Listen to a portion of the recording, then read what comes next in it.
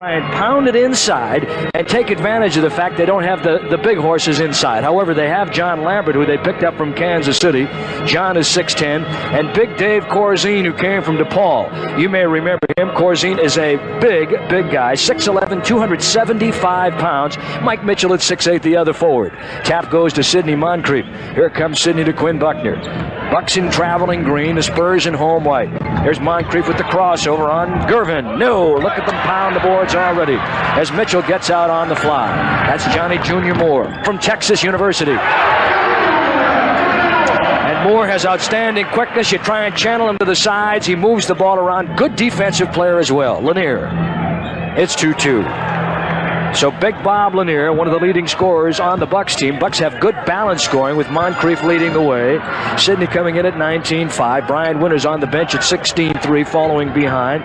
Marcus Johnson at 15-2. There's John Lambert. He's been around a few semesters. Yeah, that shows you what we know, doesn't it? Lanier goes outside right away rather than inside, and of course they fear his outside shot, Eddie. He's probably the best shooting center in basketball. Johnny Moore's a guy they want to try to check his penetration if they can, but he's the guy that's going to try to control their offense. All right, they go Lambert to Moore. Moore was originally drafted by Seattle, but came down here in a deal right away as a number 2 pick. Gervin, the Iceman, the leading scorer in the NBA. There's Mickey Johnson. He had it taken away.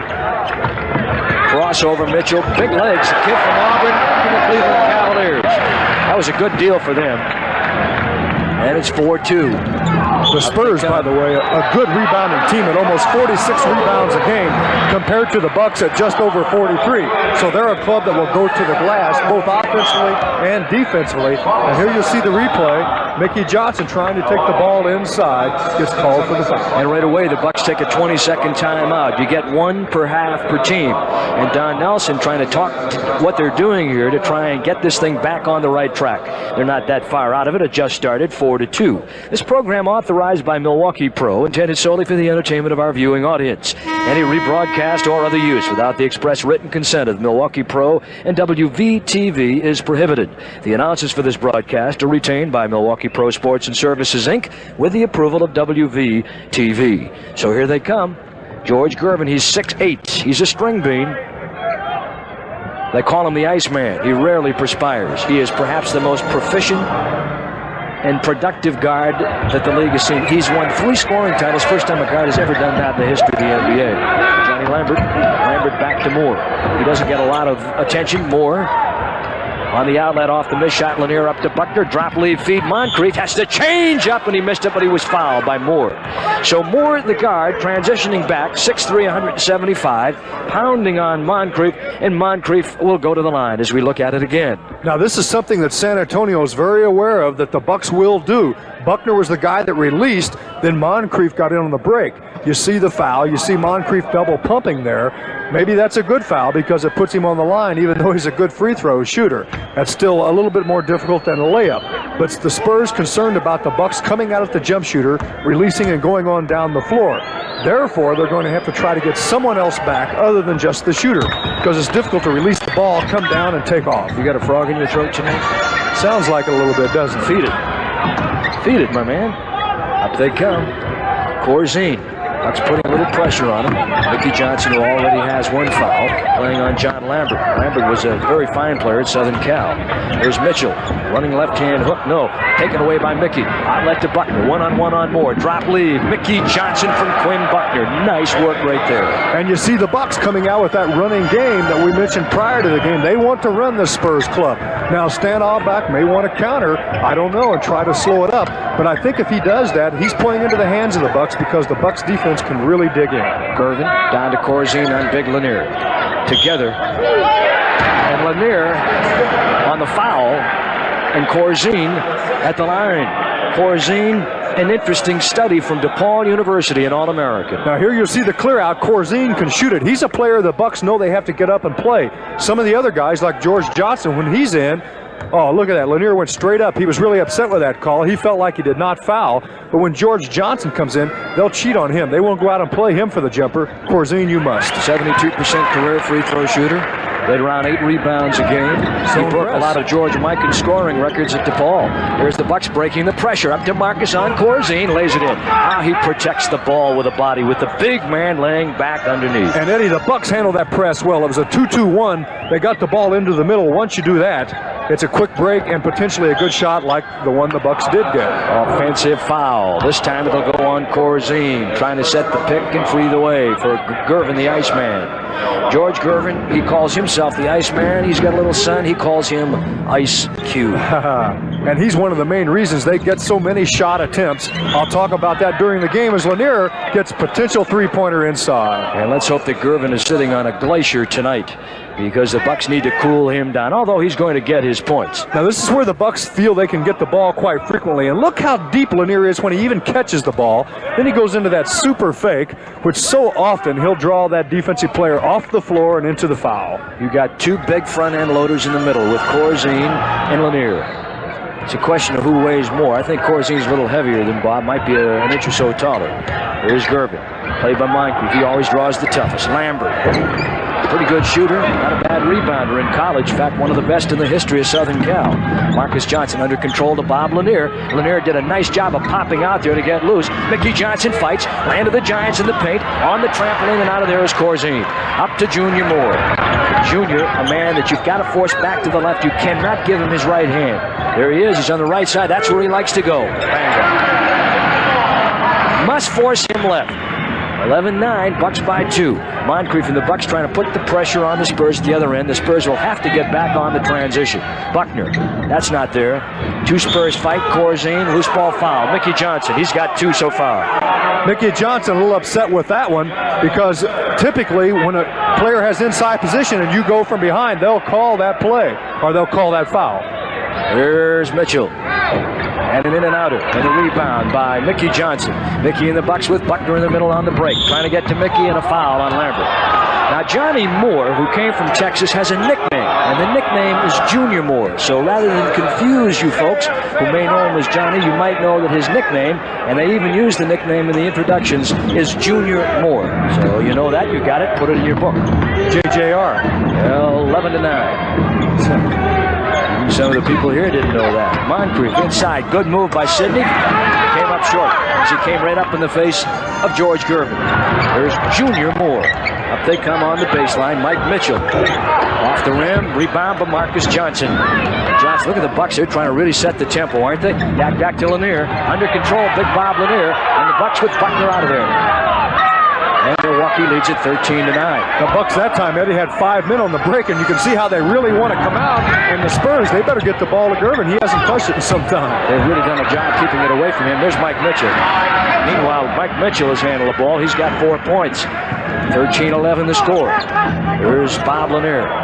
Lanier has been running at a breakneck pace. Underneath they go. There's Moncrief. They got it inside, and he did a 180 in the air to get that ball loose. How did he do that? Beautiful shot. You saw the double team come over as Gervin tried to front Moncrief. Excellent pass from Lanier. Then he just had such a soft touch as he laid it up. I thought it might hit the back rim and come out. There's your backdoor foul, and that is the Iceman from Junior Moore. Oh.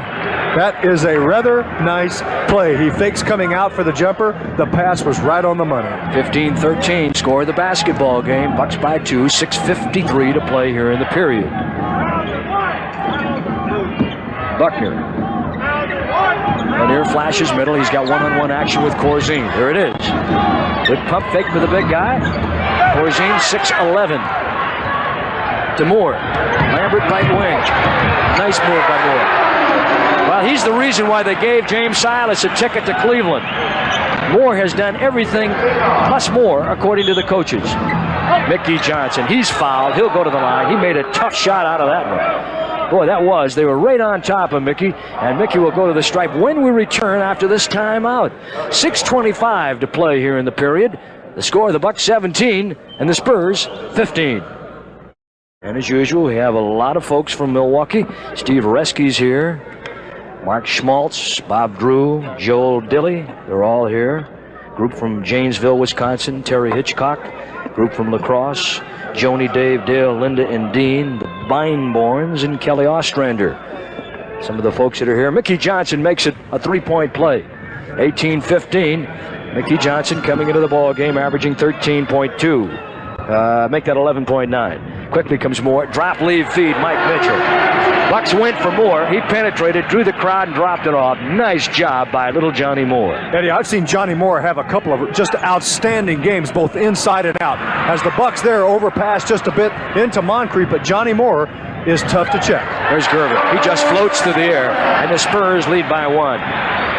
19-18. The Bucks are trying to run with San Antonio. I don't know that that's such a good idea. That's probably one of the better parts of San Antonio's game, although they don't run now like they used to a couple of years ago when Doug Moe was here. Right. I don't think they're that good of a running team now compared to the Bucks. I think the Bucks actually are better. Here's Buckner. Moore with a rebound. Looks to outlet. Little ball fake action there, and up he comes. Dumps to Lambert. He's wide open. He's got to make that one. He doesn't. Well, those are the kind you have to make to stay in the league, folks. 18 points for Milwaukee so far. Up comes Quinn Buckner. Tries to reverse back to the baseline. Now they swing it out on top. Lanier inside. Good move. Moncrief. Block shot by Corzine. And with it, Mike Mitchell. They go to Gervin. Look out on Lanier. 3-on-1. And they lead 21-18. 21-18. There's Dave Corzine. He's become a pretty good player here in the pros since he left Washington, came here for a couple of number 2 draft choices, and that ended up being a good decision by the San Antonio club. Yeah, big guy showing he can get in on the break and get his opportunities as well as those little quick guys. Marcus and Quinn started to the lane the same time, had to back it up, reverse bounce feed, Lanier from Mickey, and it goes down. Well, I'm going to have myself a Miller on that one. I didn't think that was going to stay. Be a good time for you to do the same thing right now. Miller time. Why not? Gervin, by the way, Eddie, playing with that right hand a little. He's had a problem with a tendon in that middle knuckle. It's really affected his shooting, believe it or not. Hard to believe. It really has. He works extra hard, too. When he's got problems, he just goes out, puts a little bit more time in. Before the game, we've got a foul call. You know, Eddie, and I think that's a good point. As the foul is on Moncrief, I believe, as Gervin tried to come around the screen with Moncrief on him. Catching's in the game. Brian Winters in the game. We'll have Lanier and Buckner out. But something for the young people. Here, Gervin is one of the greatest offensive players to ever play the game, and he puts in extra time every day on shooting all by himself. Okay, now the Bucks are overplaying more, try and force him to the right hand. And the report that I had was, if you give the right, you got to force him left. But look at Gervin will use the old left hand. Well, Eddie, 3:20 the score of the basketball game. San Antonio by 3. To come back to that, I think the Bucks might want to shade him the direction where there's the most help, and that might change each time down the floor. Brian Winters looks to try and get to Mickey. Now Marcus clears across the lane. Brian gets it down underneath, and Marcus, little movement underneath, and a foul call. Marcus actually shuffled the feet. They gave it to him, and a foul call on John Lambert. John, I don't realize, I don't know that a lot of the folks realize what this San Antonio club has done as we look at the replay. You see him move the old feet a little bit, and the foul underneath. But in 5 years in the NBA, San Antonio has a 58% winning percentage. They've won 3 divisional titles, and only Philadelphia, LA, and Phoenix have had a higher winning percentage in the last 5 years. So they're really an outstanding team, and they've been in the playoffs every year since the 2 leagues merged. Well, they're one of those situations on the miss there by Marcus Johnson. Always a bridesmaid, never a bride. They have great seasons. They get into the playoffs, but they seem to, they don't quite have the right type of horses to pull it off in the playoffs. Just don't seem to have enough. You saw Stan Hall back there, coach, a moment ago. Marcus hot pretzel! He's got 2. Oh, that was a beautiful pass by Brian Winters, Eddie. He saw Marcus out of the corner of his eye. You got to have that mid-vision, that peripheral vision, and Marcus then took it from there. Peripheral or peripheral? Peripheral. Mid-vision. I like that better. Yeah. Mike Mitchell. You didn't know what that was, did you? No, I did. That was a Brown counter expression. Oh, no. That was on my test once in Milwaukee when I took a test. Oh, I know who gave it to you, too. Yeah, you do. Marcus with a little reverse right there. You talk about hot pretzels, that's one of Marcus's shots, and he can grows wings and goes up and starts fanning that ball around in the air. And suddenly the Bucks have scored 4 and lead by 1. Brian Winters playing on Johnny Moore. There's Gervin off the pick, comes to the middle on the curl, and a running hook. No one reacted to get to him, but you can't stop him. He had 48 against the Celtics 2 nights ago. And they'll mix their offense up with the point offense, Gervin low. At other times, they'll give him the ball out high. There's Marcus Johnson shooting on John Lambert. Marcus with 8. Bucks 26-25 by 1. Yeah, they're ready to have fun in the old hemisphere tonight. There they go to Mitchell. Mickey trying to deny the move. Mitchell with a good strong move. Mitchell, good numbers offensively. While he was with Cleveland, he was their most productive player. He averaged 24.5 a year ago. Mike Mitchell can score. Here's Moncrief. They double him up. He goes back door. How did he get there? Block shot clean. Gets it back. It won't go. The honeycomb and the pop out. And he'll go to the line on the foul. Little hairspray will help, huh? 27-26, Moncrief. He'll go to the line and see if he can spray the nets right now. Eddie, you know, San Antonio is a club that can come out and run. We've talked about that. They're a club that gets a number of offensive rebounds. They get a lot of shots up as Sidney misses the first. In the same number of games, coming into this game, the Spurs have played 58 games, so have the Bucks. The Spurs have 374 more field goal attempts than the Bucks. Now, that's a lot because you know the Bucks run. And they also go to the line, John, and if it comes down to a close game, there could be problems because they're a 79% free throw shooting team, Milwaukee 75. Brian Winters and the Bucks trying to put wall-to-wall pressure on, committing the foul. George Johnson has come in, as has Tinkerbell Gene Banks. Banks, the rookie from Duke. He is a big, strong kid. He'll come in at that power forward position against the Bucks, and Mike Mitchell will square off the other side. George Johnson, the center, is in the ball game. He's had a lot of problems this year with pneumonia and bronchitis that developed into pneumonia, and then he came back with a sinus infection and has had 2 miserable months and has drained him a lot. This man, of course, again, another outstanding year. Number 1 in the NBA in scoring 33.1 points per game. He is a 28 point per game career scorer and shooting 51% this year, 53% career. 6-time All-Star, George the Iceman Gervin. Definitely has to be one of the top offensive players to ever play the game. Maybe Eddie, let's tell people to keep their eye on Gene Banks. He's a young player. He got a lot of playing time in exhibition. He hasn't played as much as the season has gone along, but now over the last few weeks, Stan Auerbach using him more, and he's responded well. Here's the clear out. Marcus with a tough fadeaway on Mitchell, who played some good defense.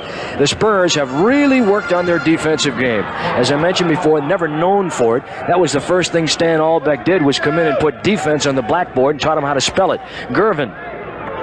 Rebound. Moncrief. Bridgman is in there also for the Bucks right now. Junior trying to motion the rest of the crowd up. Junior will set up, try and pin down. Nope, he gets the pick. He gets the ball. There he is. Bango. Okay, nice Eddie, play. good point here. Prior to the game, the Bucks coaches knew that in the past, Junior Bridgman has been successful at that type of play. Coming through, popping out the other side, getting an open jump shot on the Spurs. 31-29, Milwaukee by 2. Moore works up against Bryant. Gets him down, and Mitchell turns in on Sidney Moncrief. They've got Moncrief dropping back now on Mitchell. Pick up the defensive assignments for you, see who we have. Moore playing up on Brian Winters. Harvey Catchings played by George Johnson. Johnson, one of the top shot blockers in the league. He's won 2 block shot titles. Bryant looks for the pick and roll, doesn't have it, so he leans in and off balance, hits the shot.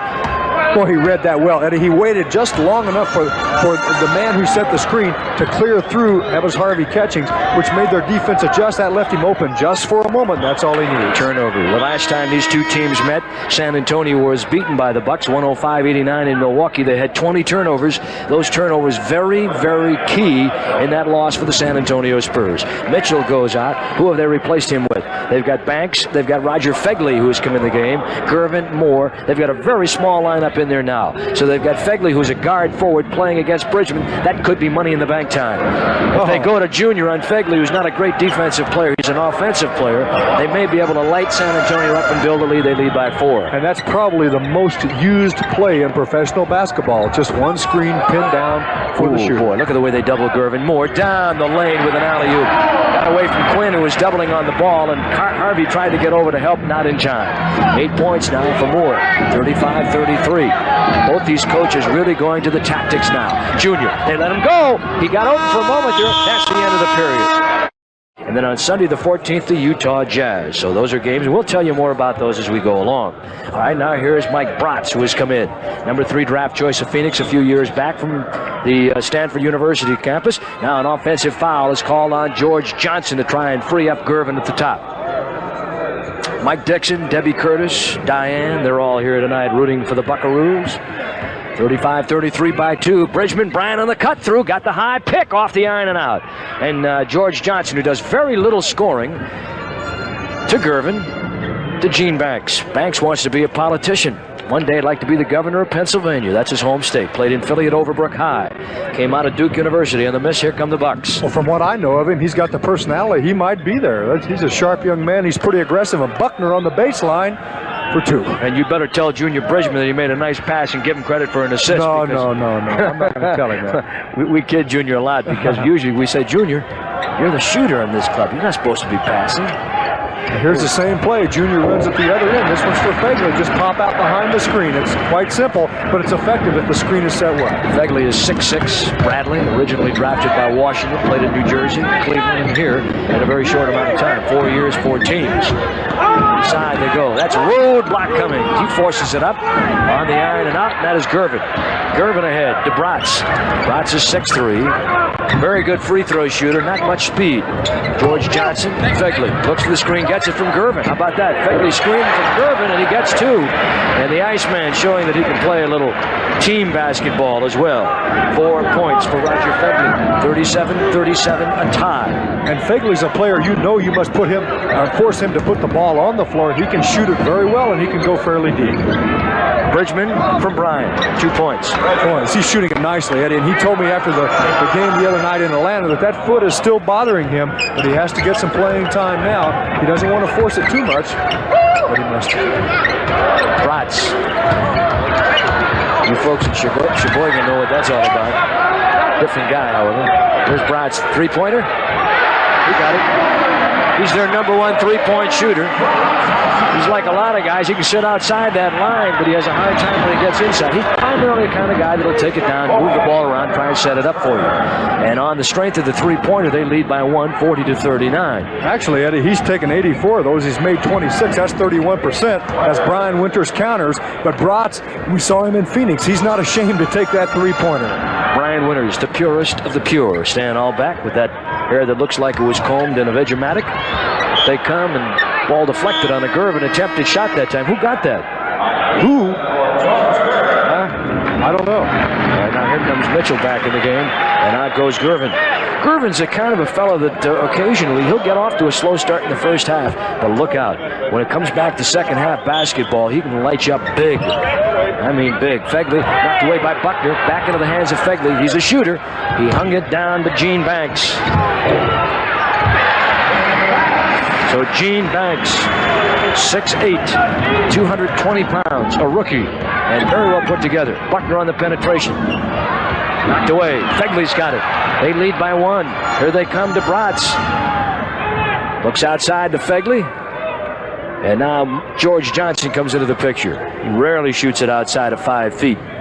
Here's Mitchell. He is a scoring machine. Inside to Banks. Shovels it back to Fegley. Good pass. And the Bucks doubling on the ball are getting beat as the Spurs are finding the open man very well. Well, the Spurs continue to move the ball around fairly well. Fegley's man leaving him for the double team. That's leaving him open, and that's the guy you don't want to leave open if you can help it. Okay, now you've got Cummings played by Mike Mitchell. Mitchell 6'8", Pat 6'9.5". Gets a pick from Cummings. Brian Winters, bango. He rubbed Fegley off just enough time to get Brian away. Brian shoots that ball a little bit to the right side of his forehead, and Fegley, trying to come off the pick, could not get there in time. O'Brien had a bit of an advantage there.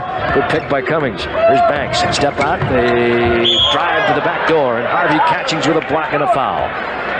Well, they tried to switch defensively that time, and the Bucks trying to jump switch back got beat a little bit, and Catching had to come over and help out. He catches the foul. Here it is. Here's an example. Now, the Bucks defense does plan to try to push baseline, but you want to try to cut off, and I think Brian was trying to perhaps do that at that point, but Banks got by him. Harvey had to come back in. You saw him get the block, but the body contact was there. Good shooting in the first period. Field goal percentage shooting was well over 50%. As the Spurs ended up shooting 63% and the Bucks 60%. Rebounding Milwaukee 11-9. Spurs out-assisted the Bucks 9-7. That's about on target. They average about 28 assists a game. Bryant, they ran that little stack inside. Bryant from about 6 feet out, 45-45. Nice execution. Boy, Bryant is so good in so many situations with that shot. He knows when to lighten up on it, and that time he came from under the basket, as you could see. But he's been shooting the ball very well. Well, he's smart, John, and there's a lot to be said. You have ability, you have quickness, but you have a head like Brian Winters has got. You can do a lot of things and create on the floor. Junior not happy about the foul. He's saying, hey, Terry Durham, I didn't commit the foul. Okay, here it is here. Banks showing some quickness. He goes back to the base, but Harvey helps cut it off right there.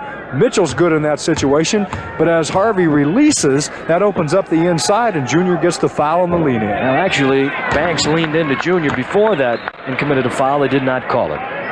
Now, here's a figure to remember about the Spurs. When they shoot 50% or better, they're 24-2 this year. So they're well over 50% right now. The Bucks have got to find a way to try and cool them down.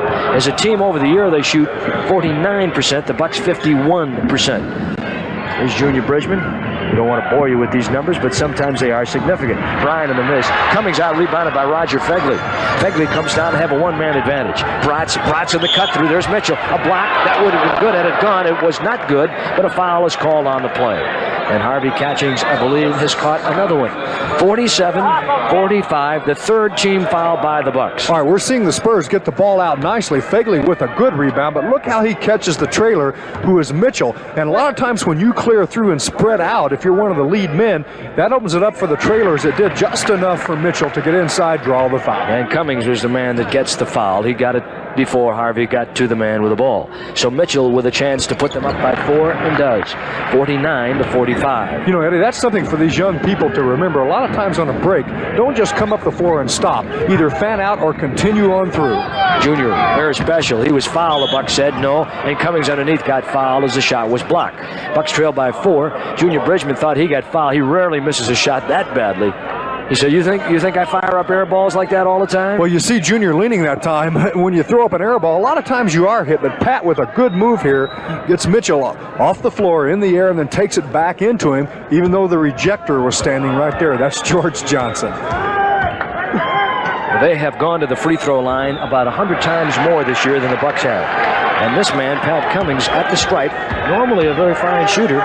Cummings this year, 78%, makes 1 of 2. The Bucks are not having a good night at the line, Johnny Mac. They're 5 for 9. And you realize with 6 for 10 now. Excuse me, with George Johnson and Harvey Catchings in the game, you have 2 pretty good defensive centers. Bryan step out, good defense right there as he switched up to help out on Banks. Back to Bratz, inside Mitchell. There's that hook.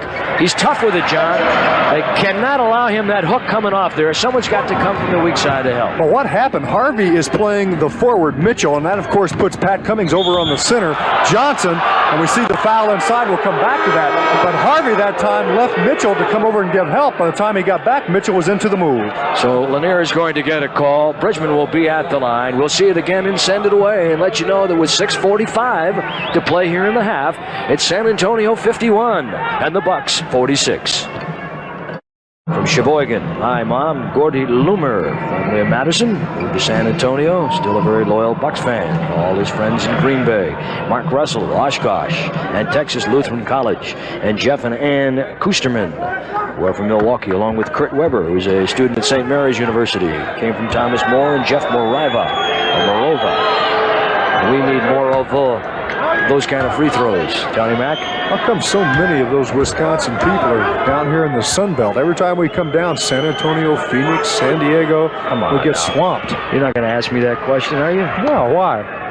In a long, cold winter, Don Nelson, except that the Bucks have tried to keep things pretty warm, and they've done a nice job. Yes, they have. 51-48 score of the ball game. High-rise Lister will get a chance to come in here. Bob Lanier is back in with Harvey Catchings. He replaces Pat Cummings. On the miss, here comes Lanier with a rebound. Buckner in the backcourt. Foul, Roger Fegley. That'll be number 3 on the Spurs. Last year, they would have sent them to the line for 2. This year, you got a side back inbound until a penalty situation. Then you get 1 plus the penalty. There's Roger Fegley.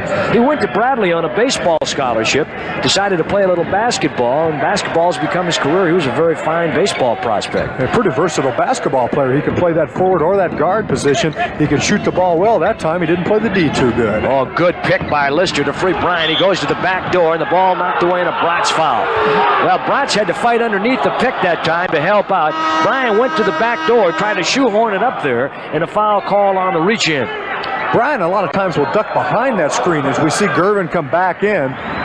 The game Fagley will go out. Now Gervin will come over on Brian Winters, but Brian uses the screen very well. He ducks behind it when the defensive player tries to come over the top. Shoot it, Lanier. They're going to leave him alone? No, that's not what you want to do. Lister wants the ball. He's going to get the ball. They're going to try and get him on the scoreboard, and George Johnson gets the foul. Well, they were obviously trying to get the ball to Lister to try and get him in the game right away. And Lanier will talk to Don Nelson about something now, as Alton Lister will go to the line, and Lister comes in a 51% free throw shooter. You can see Alton draws a lot of attention inside, but that's a good way to get the big guy involved in the game, or at least the offensive part of the game. Get it to him deep so he can work inside rather than giving it to him a little further out facing the basket as he misses the first. Lister not a good free throw shooter. If he makes one here, I think we all ought to raise a Miller beer.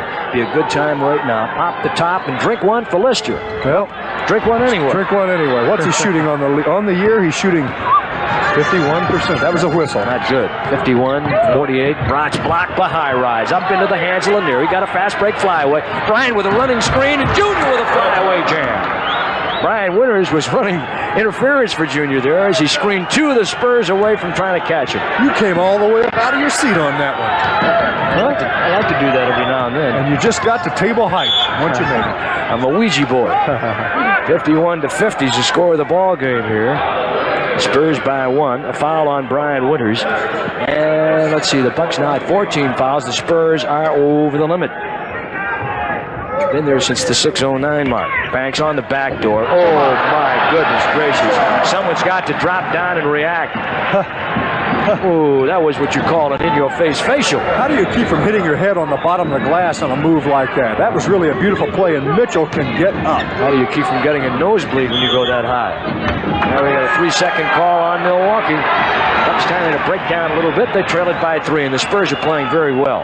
You know, a lot of times that can happen when you make one extra pass, but if you're inside in the paint, you must get out. Now Lister is really going to have himself a job here. He's got to get up on Mitchell. You can't allow him. He's got 18 points in the game. Mike Mitchell, Lanier, they lead by 5. That's their biggest lead in the game. They got up on him on that last play before that one, and he jammed it. Oh, tough shot. Can the man shoot? George Johnson in his face just picked up his 3rd foul, and Bob Lanier goes to the line and twists the neck. He's had problems with neck spasms.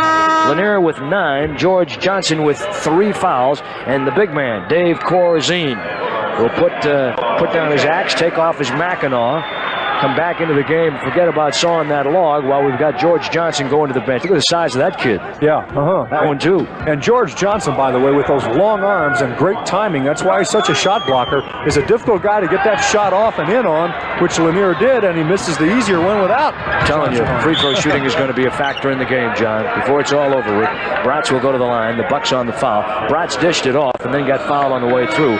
Moncrief will come in now. Junior Bridgman gets his 2nd, and the Bucks are now over the limit. Here we'll see Brotz bringing up the floor quickly.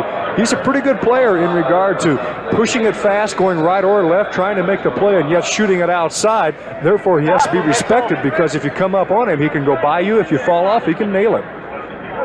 Well, the Bucks have replaced Quinn Buckner with Sidney Moncrief. Right. And Bridgman, so they've got Junior at a small forward position. And they've got Mike Brotz, who is like the all-time leading free throw shooter from Stanford at the line. He was an 82%er through his college career, and he is a good one, and he makes a pair. Mike Brotz, this year he's an 80%er. Didn't get a lot to shoot from the floor, only 41% from the floor. As we told you, not a great field goal percentage shooter. Moncrief, trying to get him one-on-one on Brotz. He'll light him up. Brian on the cut through, has to shoot it, expose the ball, and still hit the shot. I don't know how he does it. He takes it in with the right hand, the man trailing him defensively, and he still shoots it over. Well, Brian's so tough going left or right. I think he might shoot it even a little bit better going left, and the way he releases the ball, it's so tough to get to. That's the man they've got to shut down right now. Mitchell makes a bad pass, trying to shoehorn it up the baseline, and Brian right there to receive 3-pointer off the iron. Lanier trying to take it away from Banks, knocks it away. Lister, he rifles it past Moncrief, dances out of the lane, gives it to Junior on the miss, kept alive by Lister, and Lister again. Ball hot potato. Who's got it? Alton Lister on the dive. Bridgman, he's got a man on the right. He puts it in himself. Ooh, wow. Like some good basketball. Eddie, good play by Lister. He's the guy that kept it alive. Alton Lister, a couple of times, is the guy that went on the floor then to finally come up with it and get An eventual 2. And it's Junior with a 12-point night going off the bench. They need to get him. Here's Gene Banks. Mitchell over Bob Lanier, and he put it in.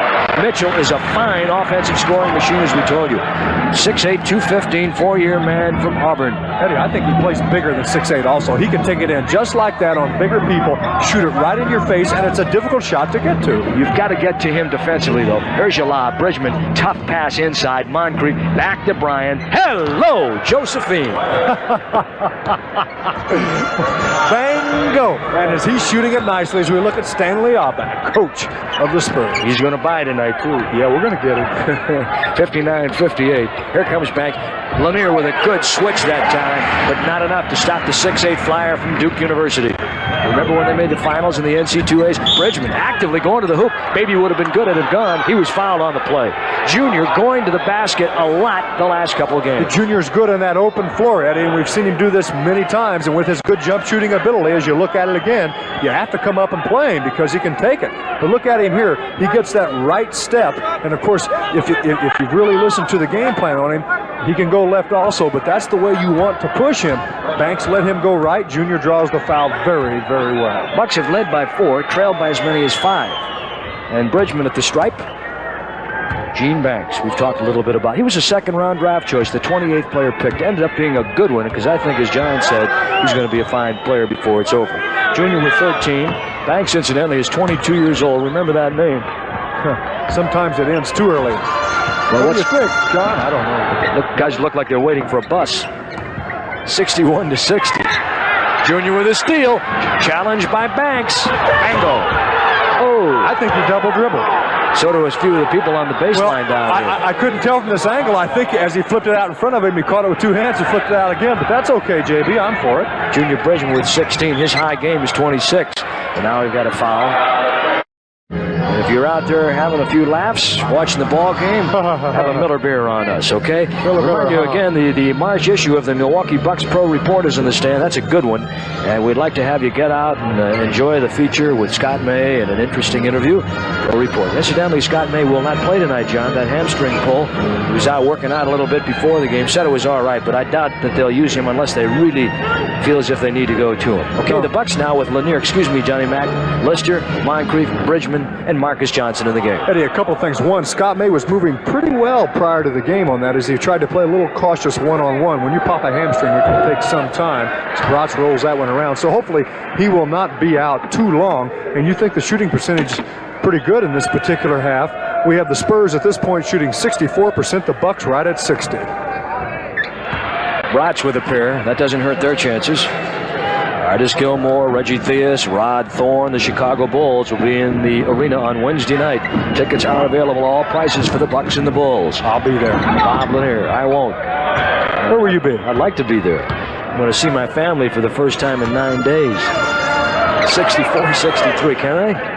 Yeah. I don't know. I'll have to think about it. I'll let you know after the game. 2:17. We've got a foul. No, we don't. What do we have here? No, something on the floor. They blew the whistle. You know, John, I just mentioned Chicago, and there are a lot of rumors circulating as to what they're going to do as far as a coach is concerned. And you know, and I know that Rod Thorne and Kevin Lockery are best of friends. And there's a lot of talk around about Lockery maybe going to Chicago. And he would have only been in Atlanta 1 year. There's Bratz. Rebound, Corzine, taken away by Bob Lanier. Stay away from my buddy's knees over there, you guys. There's Marcus Johnson to Moncrief. Up to Lister, coming right this way. Well, there's a situation where Moncrief made the nice pass. Lister, he didn't expect it to come.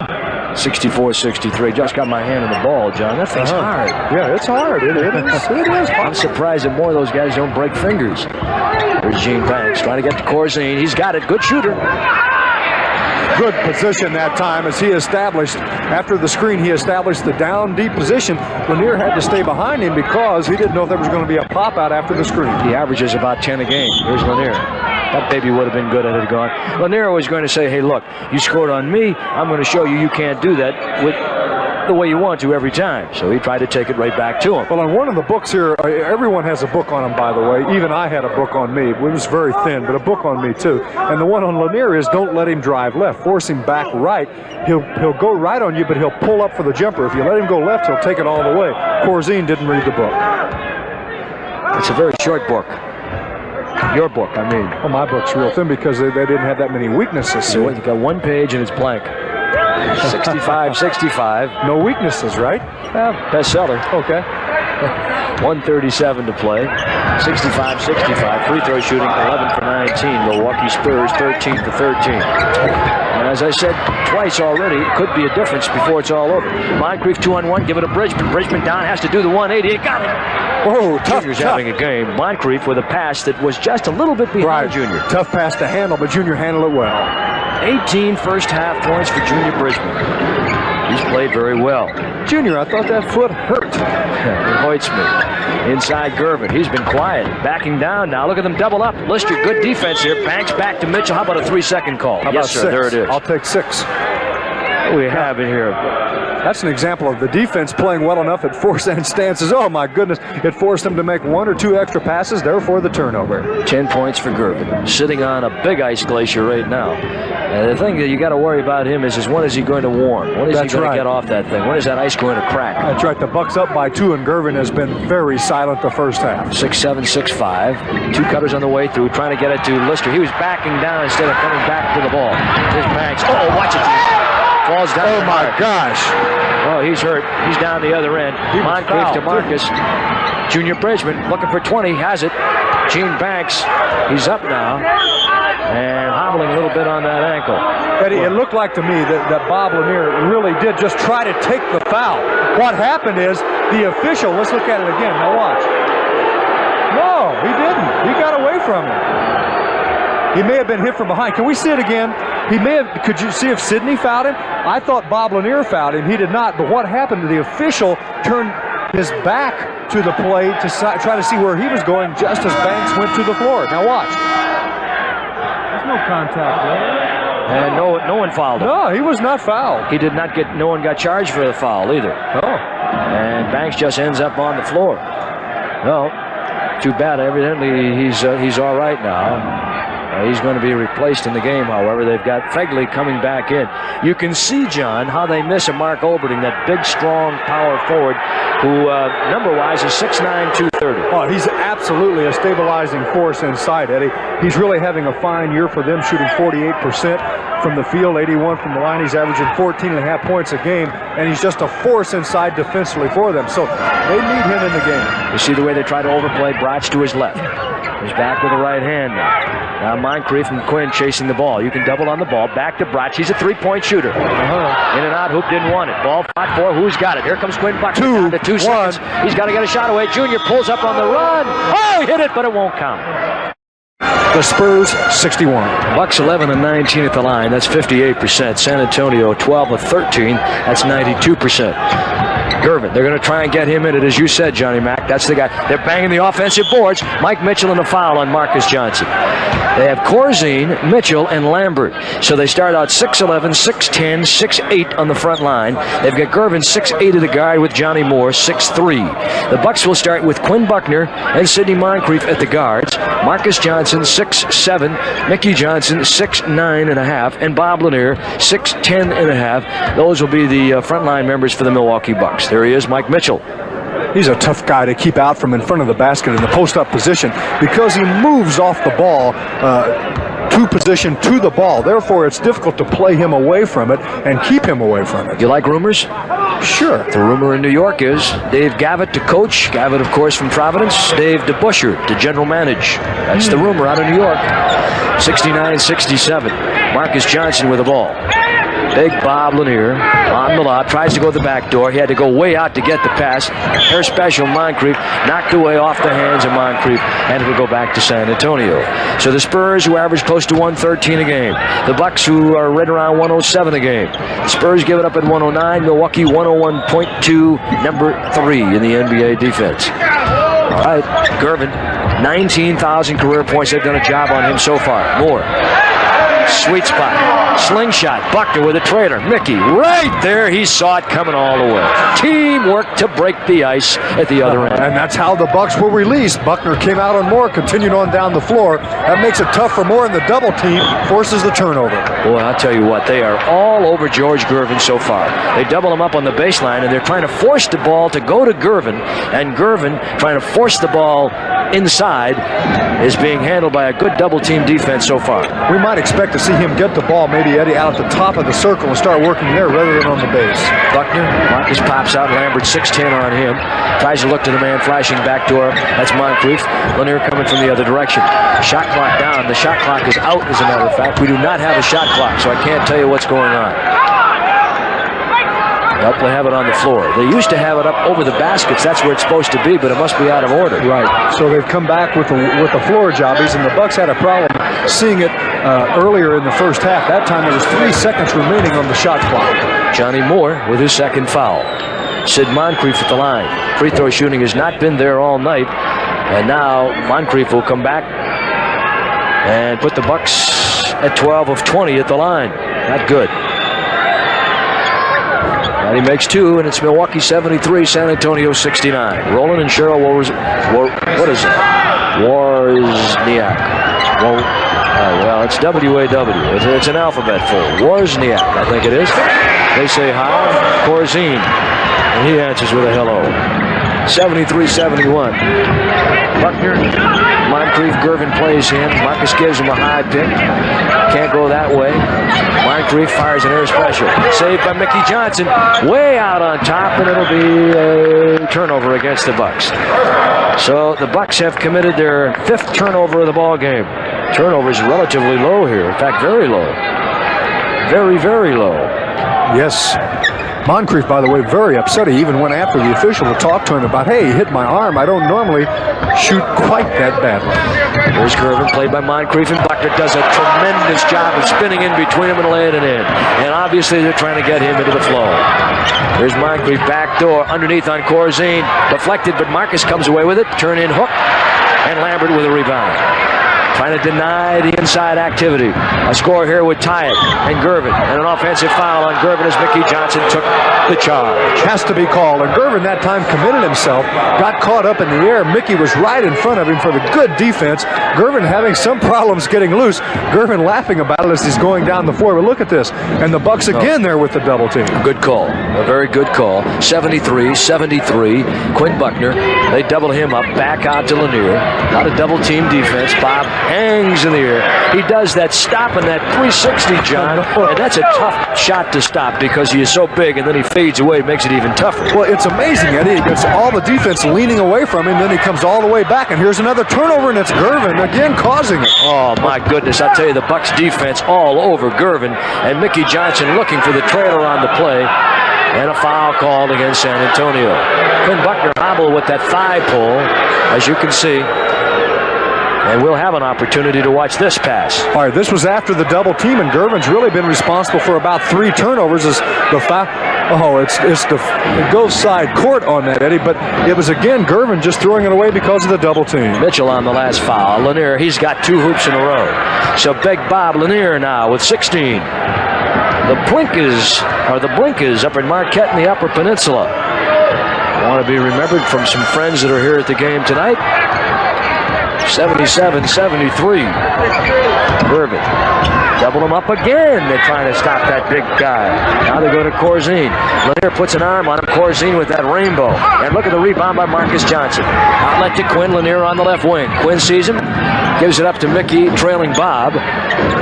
Go to Moncrief. Down to Mickey. Tries to go to the back door, and no key. Door is closed, though he throws it through a window, and he'll get it back through the door. All right, we're going to have a timeout before we continue. And we'll see what I think it's 20, Eddie. Is it 20? I thought it was. I thought Bob Lanier was having some problem there with a contact lens. That's what it is. It's a 20.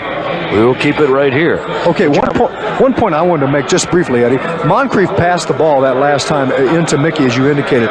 That's a shot about 18 feet out, 17 feet out. Half over Houston. who was defeated by the Boston Celtics last night. The Boston Celtics. 12 seconds on the shot clock and the ball out of bounds. The Bucks will get it back. Down to 10 seconds now on the shot clock. Denver playing good ball also. Denver 30-29 over 500, 7.5 out in the Midwest Division. We'll tell you more about the standings later. Celtics, by the way, are supposed to be losing on this West Coast road trip because they have so many injuries. They aren't. Marcus penetrating, drawing the D, dishing it over to Quinn. Great passing, 79-73. Biggest Bucks lead of the night. And that's an excellent example of what penetration will do. It makes defense adjust. Gervin, you see how quick he is? You see the defense going over and he still made it. Had 3 men on him. He shot it over the right shoulder like a shot put and behind it. How he made it, I'll never know. Mickey Johnson. Gervin has got over 19,000 career points. Mickey Johnson comes back with a couple himself. And it's 81-75. Junior Moore. Gervin. Mickey Johnson steps in, takes the ball away. Wow. Pretty good double team defense. And the official that made the call, Terry Bull Durham, was definitely screened out on the play. Maybe if we get a look at it on a replay, we can see a foul. I did not see it initially. He may have had a better look. I'll tell you, Eddie, at this point, the Bucks have been absolutely beautiful at their double team on Gervin. They've timed it just right. Moore, we don't have a replay. Good. Foul. He'll go to the line. 3-point possibility, 81-77. Fine play by Johnny Moore, taking it back inside. He saw just enough of an opening, and he threw it up a little quickly, knowing he had to as Lanier came out on him. Johnny Moore, Texas, fine player at that school. And Moore, who came here, he's really done a nice job. And as I said earlier, the reason why James Silas is suddenly sitting over in Cleveland. Moore, 6'3", 175. He was the last cut here in 79, sat out, and then re-signed in 1980. So he stuck with it, young people. They run a high post split. Moncrief on a double screen. That's the old Celtics play. They used to run that baby for Havlicek, and it's 83-78. And Moncrief taking the shot I talked about. I like to see him take that one, and the Bucks not afraid to give it to him. Obviously, that double screen was for him. And you're right, they can run a back screen on that also. He can go back door or over the top, and look at that, little Gervin. Nothing big, just flip it in and get 2 more. He just steam shovels it up there. Drop lead feed Lanier for Marcus. Corzine out of. Marcus got a one-on-one post up on Lambert. I like his chances there, and he comes up with nothing. Johnny Moore has Lambert on the right wing. Gervin on the left wing. Goes to Lambert. 83-82, 6-point lead to 1. And the Spurs are hanging right in there. Good road team, or I should say good home team. They're 23-7 here at the Hemisphere. It's better than the Bucks' home record of 22-7. But Milwaukee, the best road record in the NBA at 20-9. There's Bob Lanier. Double, triple team. Got it! Sweet spot, too. He has the moves. The big guy, once again, taking it to his left, gets the defense leaning away, and he does that 360, Eddie. He's open. He's got 18 for the game. Bridgman on the bench with 20. He's coming off the bench right now. Lambert. That's a little out of his range. That's the shot you'd like to see him take. Dumps it off to Mitchell. Offensive foul on John Lambert. And the rubber band man has caught another one in the head. Well, his head...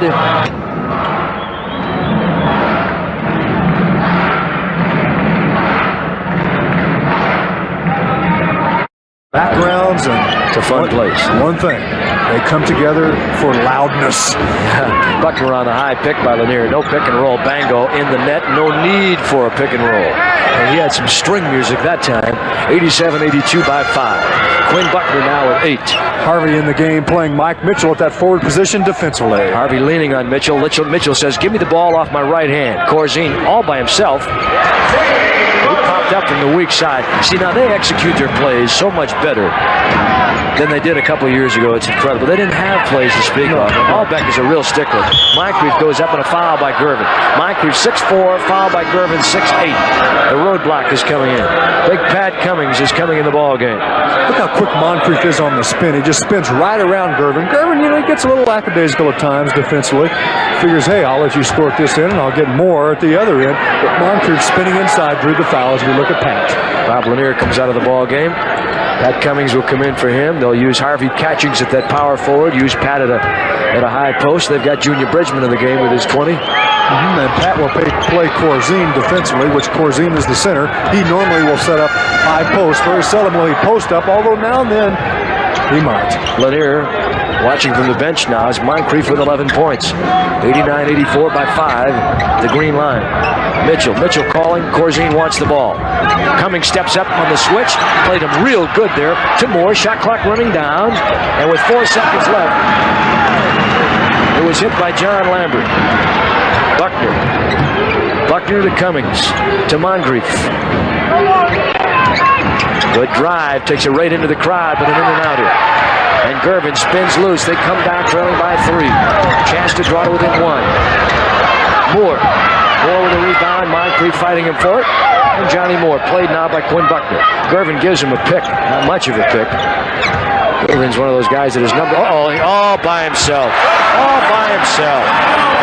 And nobody helped out on Gervin. That's right. There was a back screen. Gervin went around it on the double screen on the base. They just lob it up. The bottom man on that, Eddie, must come up and play Gervin, or at least he can see the pass coming, or should see it coming if he sees the floor. Moncrief trying to go to the back door.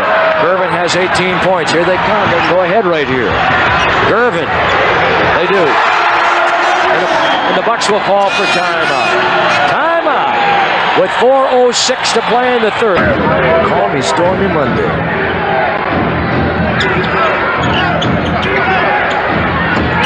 Johnny.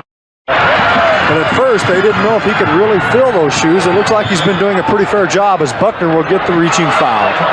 And Johnny Moore came down. He was shaking the old hips, moving the legs, giving Quinn as much action as he could, body movement, to try and draw him into the foul, and he got it. And now that's 14 fouls in the Bucks with 3:47 to play. They are at 3 team fouls. You know, actually, Eddie, earlier in the year, Mitchell goes in where he's tough. Earlier in the year, they were looking for another guard. They didn't think Johnny Moore could really do the job, even though they gave Gale up in the trade. There's the guy that's been scoring, Junior Bridgman, and fouled on the play on the way to the baseline. They're going to try and check Junior, but actually Junior trying to get it to Brian, coming from the weak side. With a little bit of a break here in the action, you can break into the icebox and grab yourself another cold Miller High Life. It's the best Miller time. Quinn Buckner, Bridgman, Bryant with Cummings on the post-up. There he is on Mitchell. Mitchell forced him out, and he still hit the hook. Cummings can shoot the basketball. He may not look like the most graceful feet. I mean, he's not going to confuse you with a sprint champion, but he can shoot the ball. Gervin. Okay, Eddie, there's where I was talking about. That's a great move. Can you believe that? That's a great move, but that's what I'm talking about. If they give him the ball at the top of the circle, he can see the defense better. As Junior with a great move inside, Lambert cannot guard him. Got a lot of great moves tonight. Junior with 22 points in the ball game, or I should say Gervin with 22. And remember, when he came out at halftime, just as we'd said, we knew he was going to come back at him. He had 10 points at halftime. So 12 in the third period. There's Tinkerbell Banks coming in. And look at Junior Bridgman putting the fake on Lambert as he comes up the floor, faking left, going right, taking it all the way to the hoop. And I think we might see Gervin set up under the basket. He will get a screen under the basket, then come to the free throw line, get the ball there. Then he can see the defense in front of him a little bit better. It's more difficult to double team there than on the baseline in most situations. 92. Bucks in a tie. Banks back in. Banks with a BA in history from Duke. Got a pretty good education there. He's got a minor in Hebrew. Education that pays. 93-92. I'll let you into that nicely, huh? 2:45 to play here in the third. Knocked away, but Brian Winters as he cleaned and pressed him, and Gervin knocks it back into the hands of Cummings to Quinn. He gets in the middle, looks right, and then left, and goes right. Brian, no travel. Cummings. Bucks got a break.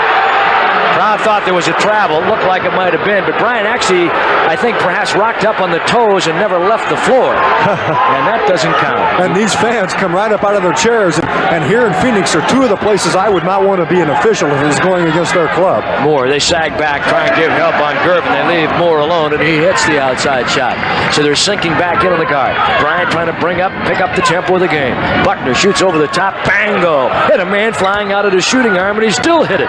And Quinn Buckner now has had a night with 10 points. Part of the Bucks' game plan is to pack it back in off Moore. Let him try to make that one outside because he's a penetrator. Corzine, not a bad shooter, deep along the baseline. Buckner tries to avoid his own teammate. He's in the middle again. Teammates left and right. Quinn, free throw line, Jay. Hey! Boy, when he came into the league, John, he couldn't make that shot. He has really become a fine player. I don't remember that. You do too. No, that's long gone. Quinn Buckner shoots it. He can shoot. And for you people out there that didn't believe it, believe it. Look at Gervin getting overplayed by Brian Winters. Quinn Buckner, incidentally, coming into the game. 49% field goal shooting. I knew what you were looking for. You were looking for it too, weren't you? Foul on Brian Winters. He can't believe it. Bucks 1-0 against the Spurs in 1981-82. They won 2 in a row against the San Antonio team overall. Only see them twice during the season because they're in a different conference. I don't know that I totally agree with that. Then again, there are a lot of things that perhaps the league could redo. You'd like to get a few more trips to the West Coast, wouldn't you? You want to go to Cleveland and Detroit and Philly and all those places 3 times rather than going to where it's a little warmer? 99, 96. Let's be logical here.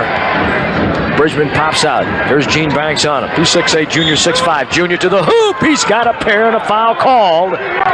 Nope, no continuation. I think the foul was too far out. I don't think he should get continuation on that. All right, rub it out. Banks gets his second foul. Although I'd like to see you get it, Junior, but here, look at it again. The foul was called when he put his hand on him out high, and that was too far out to really allow continuation. On the other hand, they put him on the line. That's a chintzy foul. Of course, we were over. That's right. That's a chintzy foul, though. I mean, they could have let that baby go. That's part of the hand-touching rule, but the problem is it's called part of the time. You know, see, that's one of the things that I don't agree with right there, and I know that perhaps some people are going to say, well, maybe I shouldn't say anything, but, you know, you can tap the guy, give him a little love tap like that, get a foul, and at the other end you can whack a guy and not get called at all. Well, I think it depends a lot of times where it happens, too. Under the basket, you get away with that. Out on the floor, they have more of a tendency to call it. 101-96. Out on the open floor, even I can see it. They come midway between the circle and the sideline. Gene Banks double team. They jump switch back out. Moore. Mitchell wants the ball. They're not getting the ball to Mitchell. And there's the lean in by the main man. Gervin double up. Buckner right on top of the ball. Jump ball. How about it? Who's going to be there? Harvey Catchings. And look at Banks immediately go to find his spot. They've got little set spots they go to. It'll be Gervin and Quinn, I believe, jumping. By the way, Cummings jumped into his spot also. He wanted to control that spot right in front of the basket. Roadblock and Corzine, and the tap goes to Bridgman to Bryant. 3-on-2. The Bucks have a breakaway. Bryant on the pull-up. Nice pass. Junior puts it up. No, didn't get it. Too bad. Now he looked for it. Good play. Yes, it was.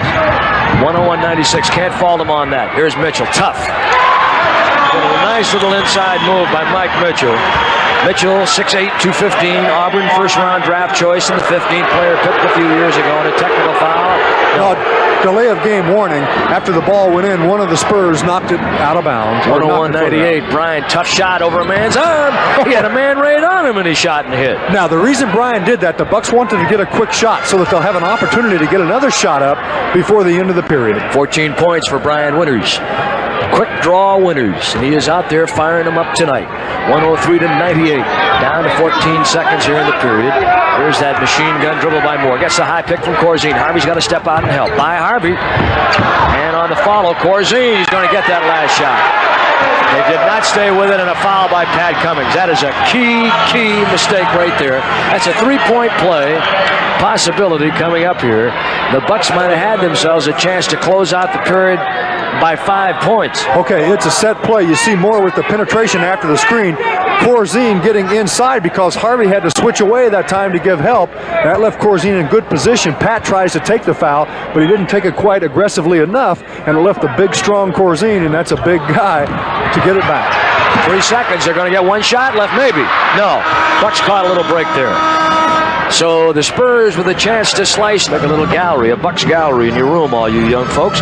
Love to have you come out. That's Friday, March 19th, the Cleveland Cavaliers. Ned's Catchings Jr. on the front line.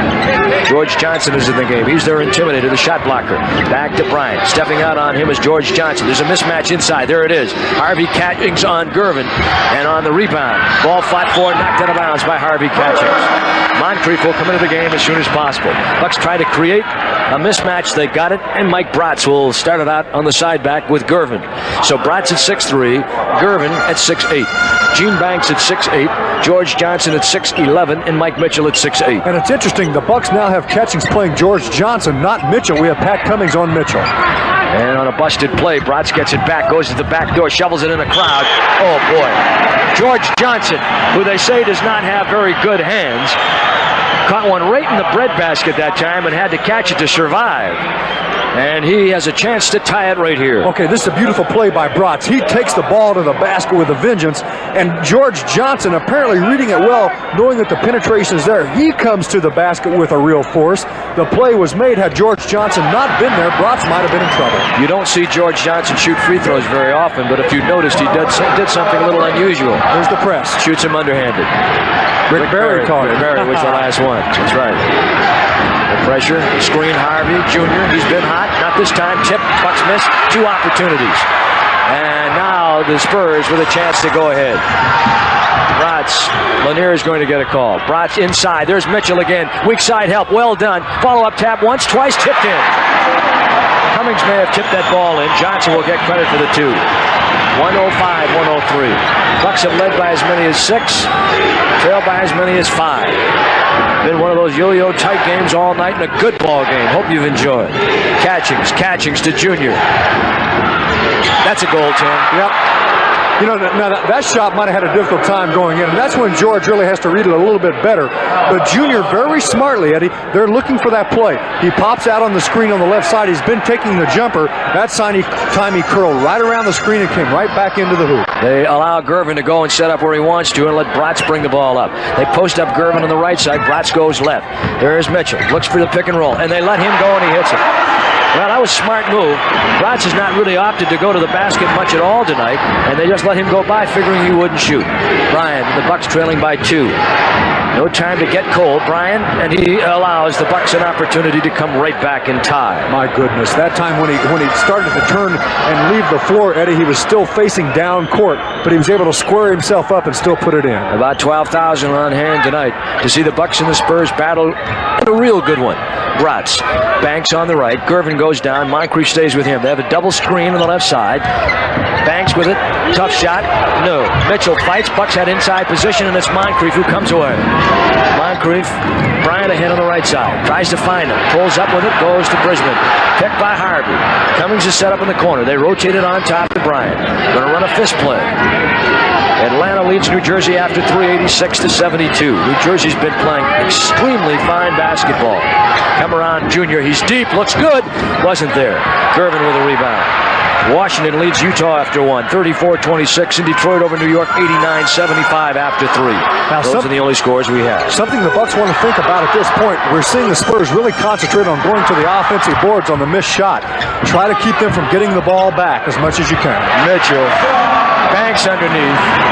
Mitchell and no help, and the Spurs by 2 and a timeout call. And Don.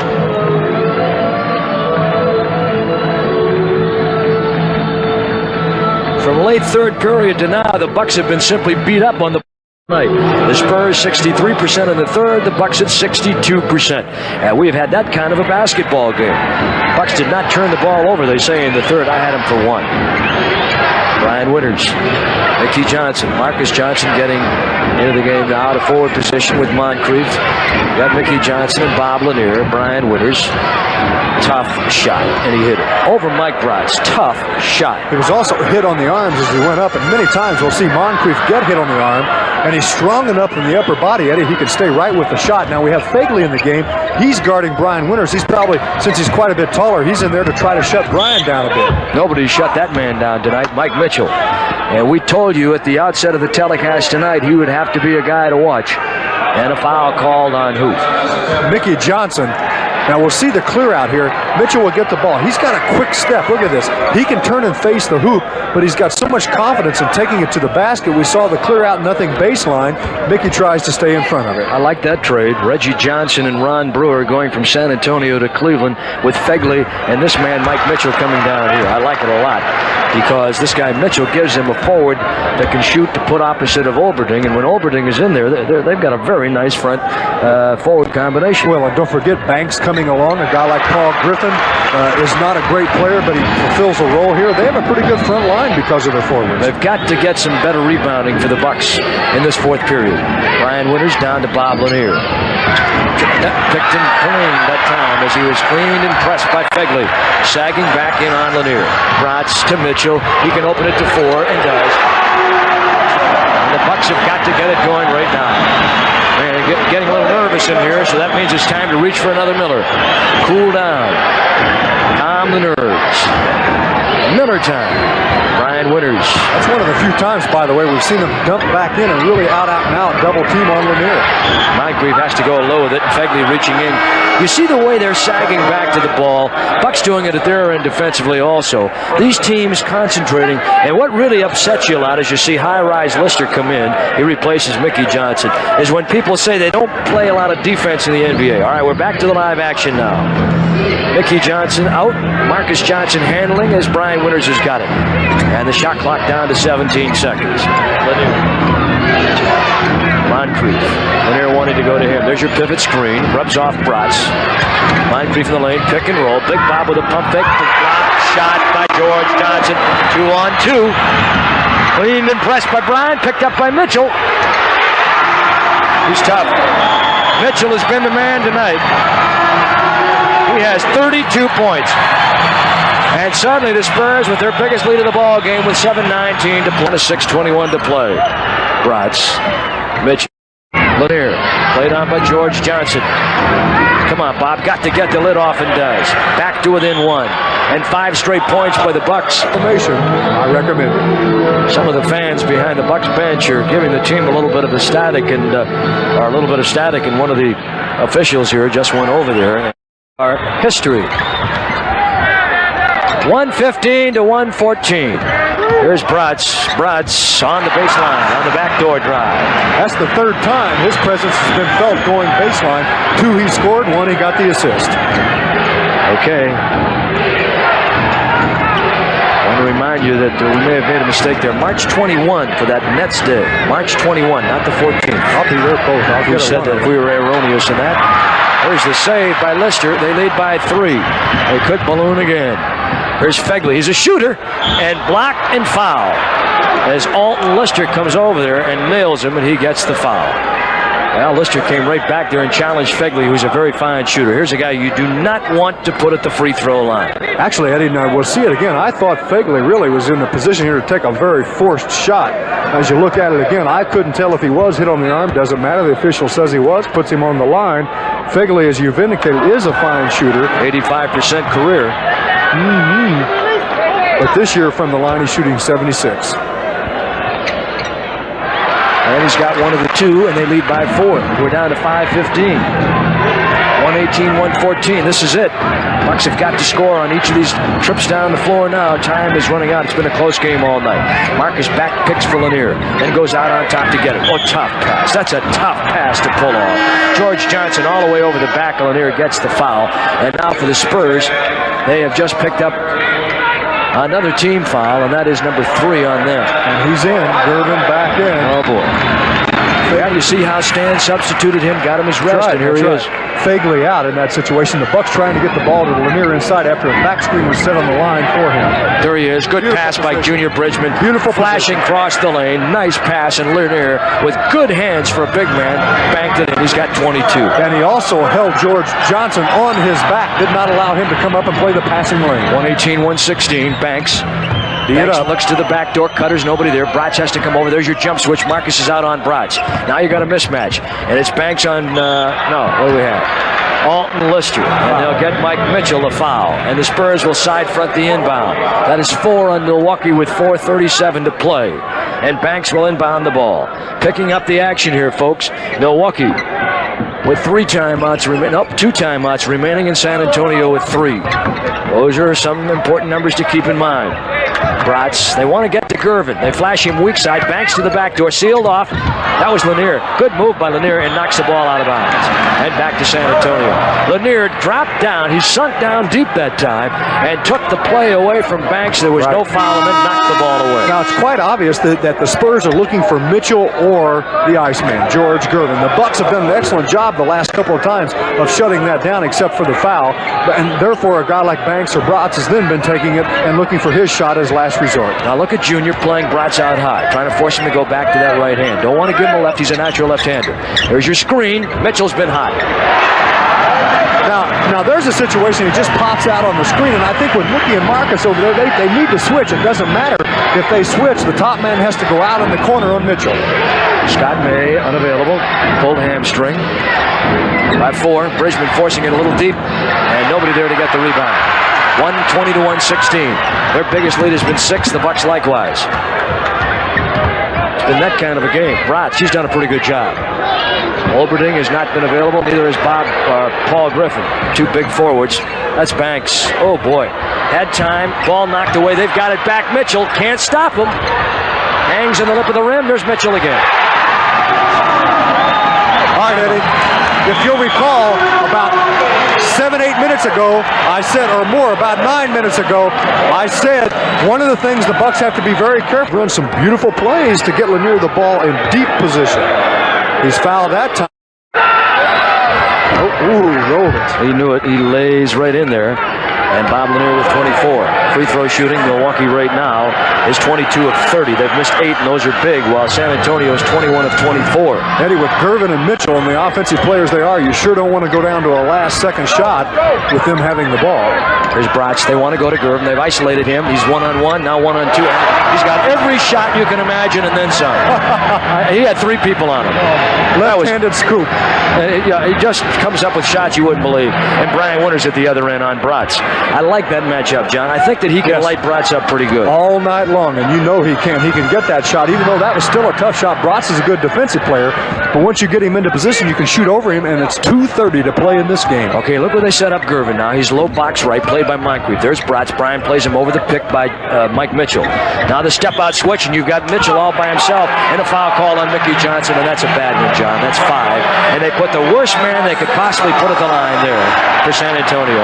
And Mickey Johnson, I believe, is fouled out of the game. Mickey Johnson has fouled out of the ball game, and that is the worst man that they could put at the line. Okay, Mickey's upset with that, but I think they had to make this call. He does a great job of trying to get there to cut off the baseline. Now look, Brian's up on Bratz. Bratz works the baseline well. Look at that quick move. Went right by Brian in that situation. Mickey tries to cut it off. He gets the foul. It was a good call. I hate to see it go, Mick, but it was. So Mickey fouls out of the ball game. It's 124-120. They can go ahead by 6 with 2:37. Boy, they have funny-looking 7s on their scoreboard. Bratz spins out flat. Boy, I'm telling you, Bratz, he had no trajectory on that shot at all. Nelly and Killalay. Killalay will be talking to the defense. Becomes very important from this point on. And everyone else. Killer is vocal out here, and he really does talk to him. Bratz normally does not get good arc on his ball, but he normally shoots it pretty well. Yeah, but he was a lot softer on the second one than he was the first. He threw up a real brick. 125-120. Bryant. Oh, boy. Deflected momentarily. My goodness. He does it again. The Bucks had about 5 options off of that offensive set. The first 2 didn't work. He has 20. Got to hold Winters with 20, and it's down to a 3-point game. Can't trade hoops, Eddie. Got to shut him down. And Cummings is getting set to come back in for scoring purposes. Now they're going to try and clear out and get a little one-on-one game going. Oh, double team, Mitchell, and a foul. They double him up, and the foul will be on whom? Well, it's either on Bob Lanier or Marcus. As Lanier came over nicely to give that double team help. Lanier comes out of the ball game. Pat Cummings comes in. Bob Lanier can't believe he's being removed. In just a few minutes, we'll be naming the Miller High Life Channel 18 Player of the Game. A $100 donation will be made to the MAC Fund, Midwest Athletes Against Childhood Cancer, in the name of tonight's most valuable buck. No question about who the most valuable Spur is. Mike Mitchell with 37 points so far. That's 1 better than his former season high. Look at the rainbow he throws up. 127-122, and time is not an ally. The hourglass is tilted, and the Bucks are running out of sand. 127-122. Moncrief, Quinn Buckner, like Bratz is on him. Mitchell is denying Marcus the inside. On the come around, they double him up. Tough. He's been tough all night. He hit it again. Oh my goodness. Oh my! Is he amazing, Eddie? The Spurs knew where the ball was going. They tried to double him up. Everyone in the building knew where it was going. Brian still gets it, but now again, 1:20 to go. You cannot trade hoops. Well, this is where they have to stop him, Johnny Mac. You're right. No trading hoops here. They've got Brian on Gervin. They've got to get help on him. Marcus Gervin, tough, off the glass. Bucks have got it. Here they come. They have a 4-1 goal rush. Bratz is back in the middle. Oh, no! Blew it. They blew the opportunity. Oh, my. I'm out. Oh, boy. It's a 1-point game, and now it's up just for a second. Get it to Buckner, and then let him make the play right or left. That's hindsight, right? That's 100% always. Now let's see. There very long. Lanier was in during that last exchange also. George Johnson, Mike Bratz, who's played a lot, Gene Banks. Got to get it in within 5, and there it is. Remember, 1:02 to play. Three-pointer, Brian Winters. He's been red hot. He's got 2 more. It's down to a 2-pointer with 55 seconds to play. Eddie, that was 4-point range. Is he amazing? Oh. He's got the radar up tonight. They've got to hold him now, Johnny Mac. This is the big trip down the floor. Now, that's the man they want to get it to. Look at him. He doesn't even sweat. Well, that's scary. I'll tell you, that's scary. No, it is. When you play all that time and don't sweat, man, you got a bionic person. Who's got it? Oh, baby, they've got it. 129, 127. What a ball game here tonight. Brian got to get 2, Marcus. Here's that hot pretzel. And a foul. And a chance to tie it right here. I can't believe it. Oh, Eddie, I'm getting excited. I can tell. All right, Don Nelson was up yelling, go. There for a moment when the Bucks did get the ball back. They were looking to Nelly to call a timeout, and he was saying, go, take your chance, take your opportunities on the break, which is what they did do, and that resulted in the foul. We do not have any official timeouts remaining for the Bucks. I believe they have a 20. I believe, I'm not sure. So that if they had to... No, I think Lanier took... No, you're right. I think Lanier took that 20 for his contact this second half. You might be right, Johnny. Listen to the crowd here. They got to him. They got to the big man. 22 seconds to play in the ball game, and you know that San Antonio is going to sit on it. 1-point game. 129-128, and the Spurs will take their final timeout. Oh, boy, that hurts. Well, what did I say? I hope I'm not prophetic about missed free throws possibly having something to do with this ball game and a close game, and you give up that many missed free throws. You know, people probably get a little upset by having me remind them of the fact that the Bucks have not been good at the line, but the fact is that they've missed 9. They're 22 of 31. They've been much better here in the second half, while the Spurs have missed 4. The difference in the game right now is 1. Free throws are very important. They certainly are, but of course every facet of the game is. Now, 22 seconds to go. They'll have it midcourt. Actually, they can take it at in-court if they like. We've seen Don Nelson do that before because he feels he has more room at the end of the floor, and other coaches in other situations feel that you want to take it half court to get it away from their basket. Now, the Spurs obviously will sit on it. The Bucks will go for the steal. If there is no steal, they'll have to take the foul, put them on the line. Who do you want to put on the line? Well, they're not going to give it to the guy that you want to put on the line if it's a George Johnson in the game, although he's a good free throw shooter, isn't he? Not bad. Really, you can't figure that at this point. The Bucks will have to try to double up. They'll try to steal. You'll probably see the Spurs try to keep the ball in the middle of the floor as much as possible so they can see the defense set up. A 2-point play would still allow an opportunity for a 3-point play if the Bucks could get the ball back in time. Well, and that's why, Eddie, if it starts to run down, you got to take the foul with enough time for you to set up a 3-pointer if you have to. You just can't. They won't let the clock run all the way down. Now, Harvey Catchings is in there, obviously, for defensive purposes. Brian Winters, Quinn Buckner, Bob Lanier, and... wait a minute. No, Bob Lanier is not in there. Moncrief, Marcus Johnson, Harvey Catchings, Quinn Buckner, Brian Winters. And Corzine is in at the other end. They've got Tinkerbell Banks, and look at the offensive set the way they have them stacked up the other end. And they're going inline rather than midcourt. Mitchell, they'll use the floor. They get to Bratz. 5 seconds. Corzine comes back and helps out. Good play by Corzine. Shot clock will run down. Remember, you got to get it over the 10-second line. Up they come. Banks. Now there's the man they want possession of the ball. Now with the shot clock down to 11. Time to foul. All right. That's a foul on Banks. That's the youngest guy on the floor. That's who you probably want to foul. 68% free throw shooter. If he misses one of the 2, the Bucks are still right in there. He'll miss one of them.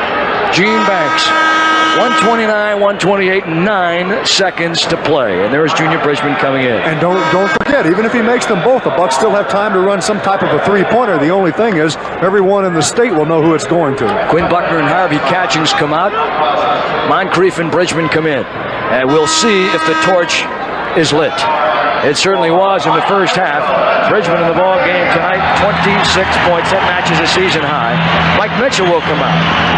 Now remember, they'll have defensive men in there. They've got Bratson, Corzine, and Banks, and Johnny Moore, and George Gervin. Now remember this, the Bucks do not have a timeout. Consequently, you're going to see the Spurs maybe apply a little pressure, make the Bucks take a lot of time to get it up the floor. That's why maybe a foul a little bit earlier might have been better.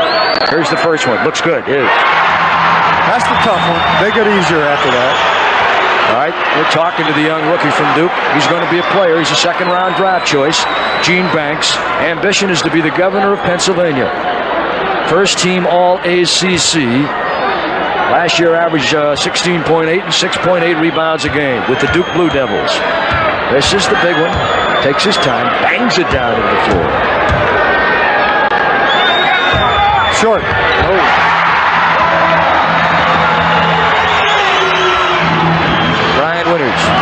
He gets the pressure. Got to go for three. It's on the way. John looks good. Oh! Do you believe it? I don't believe it. Was he fouled? Was he fouled? No.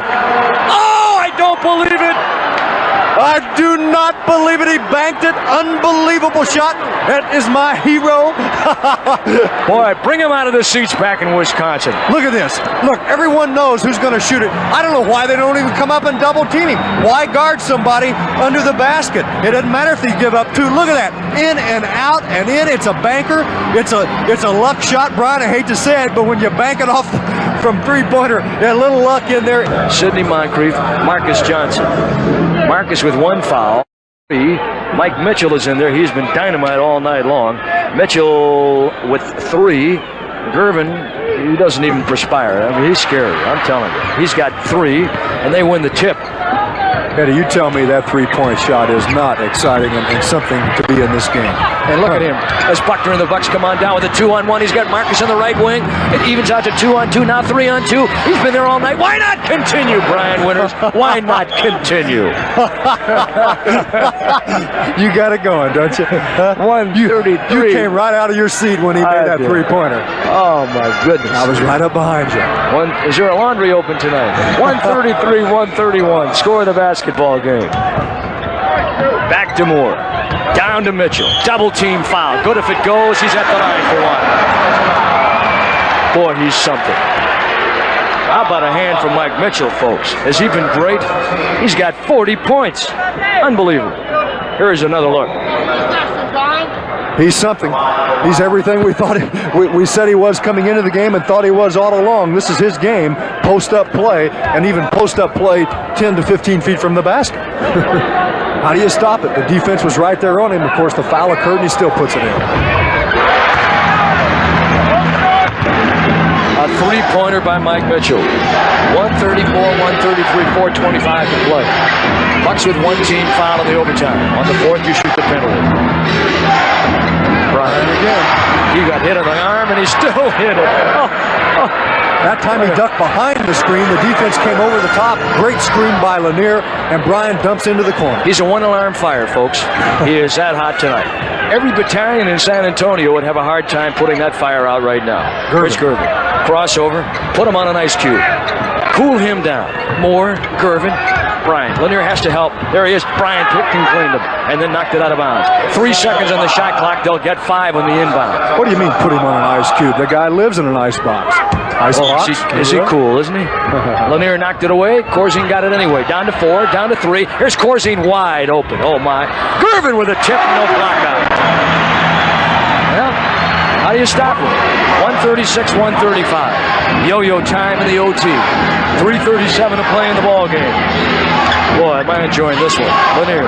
Pump fake, does a 360. Left hand hook, baby. Get down there. Tough shot, Dauber. You missed the free throw and make the tough one, you big guy. That is a hard and yet soft shot, meaning hard to put in, but soft shot got it.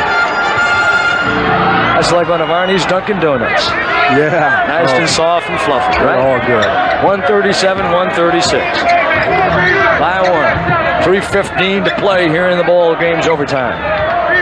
There's Gene Banks. They double him up from the strong side. He put it up. No, follow-up rebound. Their offensive rebounding has been phenomenal. Yes, it has. They really have done the job concentrating on the offensive rebound. Banks wanted to take Moncrief, but Marcus counters there. The Bucks getting it up quickly before the defense can set up for the Spurs. That's a clutch shot after the rhythm bounce, and he hit the little baseline J. 12 points for Marcus J. 139-136. Mitchell wants the ball to his left hand on the left side, or his right hand on the left side. Moore can't go to it. Buckner reaches in and gets the foul. Good defense. You talk about intensity. That's such an overused word in sports, Sean. I almost hate to hear it. So many sportscasters use it, and I do too, so I'm just as guilty. But you talk about that level right now. It is intense, extreme intense, if you can, if you will. And I know you will because you're as excited as I am right now. I'm not going to bail you out of any of this. I don't want you to. Lanier is out. Harvey Catching's in. 5 seconds, They got it. You got a turnover, Milwaukee. That's what I was trying to say when I said it's intense. Hey, the Bucks defense, it's outstanding, Eddie. It's just been superb when it has to be, and that time it had to be, and the Bucks forced him into 5. Nelly says, good call. Nelly wanted to get Pat Cummings in the game, and Pat was sitting on the bench. He said, Nelly, I didn't hear you. And Nelly just about drove his foot through the floorboards here. 139-136 to score the ball game. Marcus to Harvey. That's not the man you want to shoot the ball. That's who he wanted to get him in for, just for the offensive set. Shot clock to 2. 2-1. Marcus, he forces one. Rim. And the rebound by Corzine. Good block out by Corzine. Could have used that hoop. 2:10 to play. Johnny Mack in the overtime. Moore with that quick pedal to the middle. Gervin, lean in. It's on the way. Air special. Who's got it? Corzine. Oh, boy. Corzine. They've got to get somebody in on him. 139-138. Black him out. Buckner. Rainbow, baby. Now, we're doing a lot of screaming tonight, folks, but I think it calls for it. Once in a while, you got to let it all hang out, right? Well, that is exciting. Buckner that time did not even give it a second thought. He came up with that good rhythm to put it in. Now they're going to go to that man. Gervin had his foot stepped on by Bryant. That's a pretty good ploy right there. That's right. That's a good ploy. Lane to the floor, hook feed, Buckner. Transfer to the line. Oh, man, what a pass by Bryant. What else can he do? Left hand, no look, slingshot feed. Don't count the hay in the barn yet. Oh, hay in the barn. That's right. Don't let the horse out of the barn. Isn't that what they used to say down in Brown County? Yeah, oh sure. All right, here we go. They have Marcus Bryan, Buckner, and Moncrief. Gervin all by himself. Look at them step up on the D. That's good if it goes. It won't. He is uncanny. He's like a mole digging his way through the defense. That time he just has to lower his head. The Bucks come up and double team him well. The Bucks have played him superbly tonight at the defensive end. Now watch it here. They ran a set play that the Bucks took away pretty nicely. Now it's broken down, and you just go to the man that can orchestrate very well. He's an artist. He'll get 2 shots, Johnny Mack. That's the 3rd team foul for the Bucks. They have nothing left now. Any other foul from here on, 1 plus the penalty. The Spurs have no team fouls. That could be a factor also. We're down to 127. Iceman, 29 points. He had 10 at halftime. He had 33 the first time they played. 140 to 133. That's his average, 33. All these trips down are important, says Stan Albeck. Tighten up on the D. This is what he's got to be most proud of, I think, with this team. Even though there's a lot of points up there tonight, they can play the D when they have to. And they have to now. 7 on the shot. Come on, Sidney. Got the thrust into the attacking zone. There it is. Tough shot. Tough shot. Defense was there. Letting Dorado within 1. Here they go with Moore. Corzine trying to fill out the break. Nice move by Johnny Moore. Corzine. They call the foul. Boy, oh boy. I don't know. You know, Moore that time, really, he threw up a hope. That was a bad shot. He got out of a lot of trouble because the official called the foul. And Moncrief, I don't know. He threw up a bad shot at the other end. What I was saying is Moncrief was going to the official saying something to him. I don't think he agreed with it. Look at that push off on Moore there. That could have been a foul. Look at this. Now, who should that be on? Offense or defense? I'll tell you, that was a weak call. That was. If anything, it probably was on the offensive player. We're getting a little emotional, perhaps, but then again, we're being honest. Well, Eddie, I thought it was a weak call. First of all, he pushed Buckner off with the arm, and then he jumped into Moncrief. I thought, okay, all right. Johnny Moore, he misses the first. He gets the second. It's a 2-point ball game. It's 143 to 141. 52 seconds to play. Let's get one here. Remember, the Bucks are home Wednesday against Chicago, and plenty of ducats are available. We want to see this team before playoff time because they are a good basketball club. I'm talking about the Bucks. On top, they go to Lanier. They try and run Ryan backdoor. There he is, tough behind the basket. How does he do it? I can't believe that man is even real tonight. He's got 34 points. He's by. Stephen Dane LeDuc here down in San Antone. Don Nelson with Quinn Buckner, Bob Lanier, Brian Winters, Marcus Johnson, Sidney Moncrief. They come back in with Gene Banks, Johnny Moore, Mike Mitchell, Dave Corzine, and the Iceman George Gervin. 36 seconds to play. Milwaukee by 4. Let's set the stage. The Spurs will want to get a shot fairly quickly so that the Bucks will have to take one at the other end, and the Spurs will have an opportunity to get it back. How about that 5-second inbound violation? Looks big. Gervin pops off the screen. That's it. I mean, he fired that baby off the glass. You talk about quick draw. He is incredible. He is incredible, and they have time now. Even if the Bucks run the clock down and miss, the Spurs will have time to get a good shot. This is the biggest trip down the floor tonight, with the exception of the one that Bryant put up with 1 second to play from 28 feet out. I don't think they have any timeouts left, though, Eddie. That means they couldn't get it at midcourt. There's your big man. That's the man I want right there. They got it back. Here they come. 9 seconds remaining. They can tie it right here. They're going to call a timeout. 20. He's got to get it in and almost did not. He walked. 5 seconds. There's Mitchell. He's lit the house up tonight. Corzine deep in the corner. Oh, my goodness. Mitchell. Overtime. Second overtime. Second overtime. Corzine with Bratz, and the Bucks win the tap. Now they've got to really put some heat on. The Spurs team has played outstanding basketball. George Gervin, he wants Moncrief, and he'll get it. Bring it down. Cannot take so much time to set up. They are too far out by the time the clock gets down to 5 or 6 seconds. Marcus forced to take the outside shot. That hurt. See, the Bucks are not getting the inside shot, the high percentage shots. Here's Gervin. Oh my. Can't give it to him. Can't give that shot to him. 147, 145. Now let's see if the Bucks can get it inside. Tough all night long. He's got it again. He's got what? He's got 36. I'll tell you what. Oh, brother. He owns Bratz and everybody else that plays him. But let me say this: the Spurs defense has been good. We've seen the Bucks put in maybe the last 4 or 5 hoops they've made have just been tough shots, and they've made them. You got to help out on him, John. And on the overlay, there's a foul, offensive foul called on Gervin. Rarely does he get a call against him. I know, that is amazing. He doesn't turn it over that often, although... Excuse me, 7 turnovers. The Spurs with 21. Oh, boy. That pass was underthrown as they tried to lob it to Marcus. 147, Look, 147. Gervin open again. No, can't give it to him. Cannot give it to him. Somebody is not on Gervin. 3:50 to play. Second overtime. Pat Cummings, don't force it, Pat. Don't force it. Listen to me. Brian Winters. Up to Moncrief. Bucks on the road. Quinn. He drills it. He ain't been real bad either, has he, shooting that ball? He's got 18 points in the ball game. Quinn Buckner with 9 field goals. He hasn't had a free throw yet.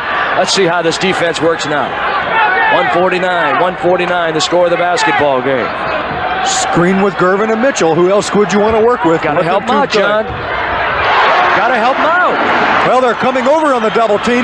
What they're doing, they're clearing out, and they're keeping Mitchell and Gervin working 2-man basketball. Everyone else on the other side.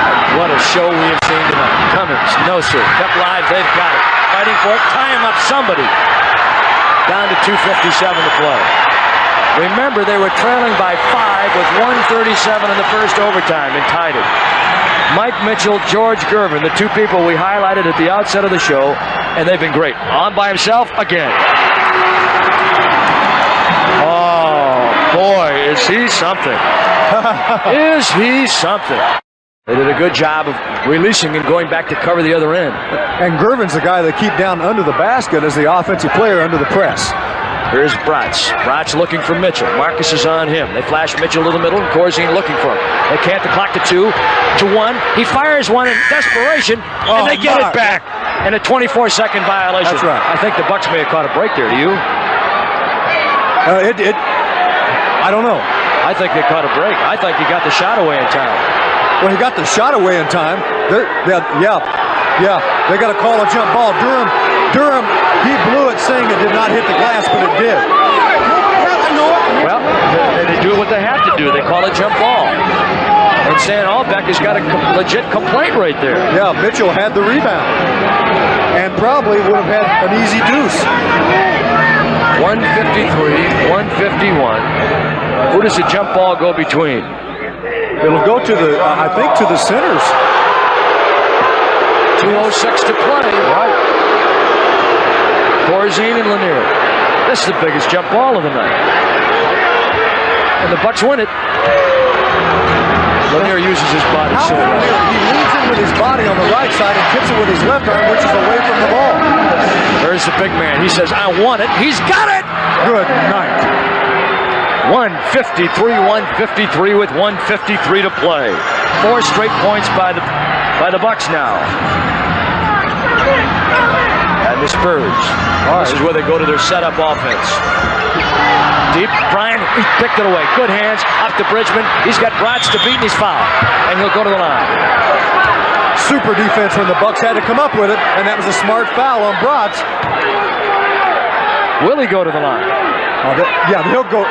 You mean if they've got to give he was going to the basket, John. They're not going to give that to him. I do not believe that. I don't believe that. Now, I'm telling you, that's inept officiating right there.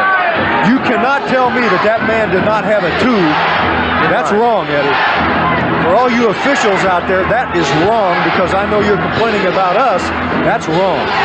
Okay, Bob Lanier on top. Marcus on the flash. Put it up, baby. He's got it anyway. 6 straight by the Bucks. 1:24 to play in the second overtime. Oh, man. I don't know if I can go another one if I had to. It's like the old days, Johnny Mac, when you were firing those rainbows. Yeah. Corzine, all by himself. That's short. Hey, I tell you, Lanier did a good job defensively. He ran right out of his arm and yelled at him. Big Bob Lanier. I tell you, I don't know why Corzine, he's taking a couple of shots here. Big mistake. When you've got Mitchell and Gervin, what's that big guy doing shooting it? 1 minute to play. Second overtime. Brian Winters. Why not? Down to 8, to 7, to 6. In his face. Is it there? Oh, my gosh, I don't believe it. Mike Bratz, I'm telling you, you better go home and wash. In fact, that man right there is going to have a lot to do with it before it's all over, as he has. He's had 26 points since halftime. He's got 38 points in the game. And I'll tell you what. Magnificent. Julie, if I were you, I'd have a Miller beer right now. Okay, Eddie. What a performance Brian has put on for everyone tonight. I think the Bucks have a foul to take if they really get in trouble. 157, 155. Bratz. That guy is quick. He's come up with 2 key hoops tonight, John. Once when they weren't watching him. That's right. And now we're down to 41 seconds. Oh, he lost it. How about that for a turnover? How about that for a turnover? Wow. Well, he committed a big one with 1 minute and 2 to play. Or about 1 minute and 8 to play in the regulation with a 3-on-1 break and a no-look blind pass. But the Bucks eventually tied it in regulation. Now he comes up with this one, and we're down to 36 seconds. And remember, 36 seconds. Bratz has done such a job tonight. Their starting guard in that position, Johnny Moore, has been on the pine. Underneath, Corzine blocked. No foul. All right, 26 seconds to play in the ball game in the overtime, and the Bucks will take a time. Delay of game warning on Milwaukee. Delay of game warning. Now listen, the Bucks have no timeouts. They've got to get it in. Okay, they get it in. Now, you want to run that shot clock down all the way, Eddie, because you don't want to give them an opportunity to have any shots at the other end. 22 seconds to play in the double overtime, Johnny Mac. Look at the clear out. 13 seconds on the shot clock. All right, they're going to try and isolate. It's Gervin against Moncrief. Superstar on superstar. 6 seconds. 7. Pardon me. There it is. Oh, okay. Triple overtime. This might be 4. 157, 157. I bet Bob Wolf's got the answer to that one. Here is Brian Winters now. He'll bring it on. He has been incredible. Mike Bratz. Well, if they're tired out there, they're playing on adrenaline at this point and loving it. Harvey Catchings, Marcus Johnson, a double screen set for Junior. There it is, and a foul. And they called the foul, but it was a little late. Offensive foul. Offensive foul. Big call by Terry Bull Durham. Marcus Johnson got the offensive foul. They said he moved into the screen. It's only Marcus's second foul of the night. That's Banks. Tough shot. Look at them bang the boards. We got a loose ball foul, and it's called against Corzine. Corzine doesn't want to believe it. I'll tell you something, John. When I saw Corzine play at DePaul, I had no idea that he would turn into being a decent NBA player. I thought he was just another big kid that rumbled up and down the floors in college. But he's getting a lot of the playing time here. He really is. And that's what's helped make him the player that he has become. I didn't think he could do it either. Brian's trying to find a way to get the ball to somebody, and he may have to do it alone. Junior over Bratz. Oh, boy. Harvey can't get a hold of it. 157. Well, we've played a minute and no one has scored yet in the triple overtime. Third overtime, Bob Lanier will get a call. Both these teams have had to come back down by 4 or 5 points in each of the overtimes in order to get to this point. Here's Banks. He's going to shoot it again. Boy, he's taking some shots, John. And here's Gervin. Jump ball. Jump ball. It's the Spurs really attacking the offensive boards well. Bryan played it well that time as they came down with the rebound. He waited for them. And in a situation like this, Gervin obviously with the advantage. We have a big fight going on up here in the stands. The Bucks will want to try to steal the tip, but protect the basket at the same time. Gervin at 6'8", Bryan at 6'4.5" or 5. Gervin will step away. And the tap will go to the Spurs. 24-second clock, tie game, triple overtime, 3:48. No one has yet to score here in the third OT. Corzine, Marcus is out on him. They're trying to find Gervin. There he is, 3-point range. He hit it. I mean, he hits from everywhere. But he was right on the line, just over the line, John, so he gets 2. Is he something? 42 points. He had 48 against the Celtics the other night.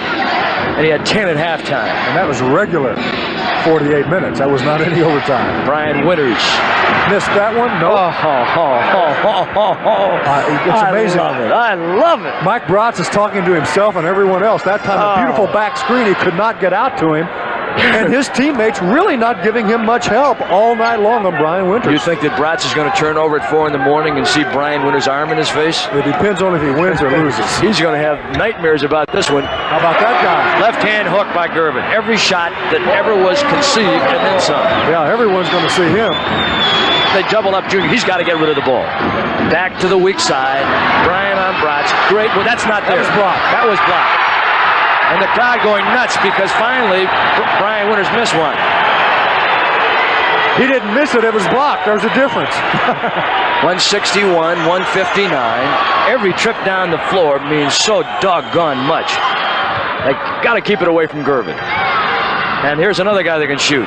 Yeah, but he's missed some big ones. Foul Loose on ball Brian. foul. Loose ball foul. It's on Brian. Is it no, on Moncrief? Moncrief. Oh, man. This is a drainer. This is a drainer. Here's Corzine again. He can shoot that one, Eddie, but he's missed about 3 key shots. 2 in that other in the second overtime, and now this one. 2:21 to play in the third overtime. Both teams had 1 team foul. 75% here for the Spurs in the second overtime in shooting. That's fun, the Bucks 63% in the second overtime in shooting. There's Gene Banks sitting down talking to us. He says, unbelievable, man. I'm tired. I said, Gene, this is fun. This is the kind of ball game you dream about when you're in college, Gene Banks, playing with the biggies. He's quite a fine guy, by the way. There's Gervin again. Falls down. That's just enough. Moncrief fell down, and that was enough. There's a guy that's chewing on his mustache and clapping his hands at the same time. Do it. That other guy's having a hard time getting in step. And part of the throng here. Well, I love that music. They have some great music down here. Toe tapping. This is exciting. I'm telling you. Listen to this crowd.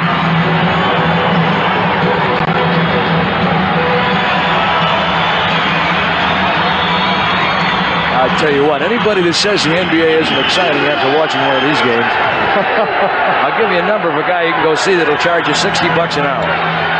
163, 159 the score. And a foul. Mitchell deflected the pass to Lanier, and Gene Banks in his haste over the back of Bob Lanier. And the foul will go on Banks in the second team foul.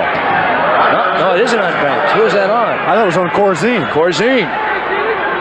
Right. He's got 5, John. He's almost out of here. They can go to him right now. Bucks catch a break at that point also because that ball was a turnover. They can go to Lanier right now, see if they can get Corzine out of here. There's Brian. I'm Bratz. There he is, right there. Back to Junior. The torch is burning.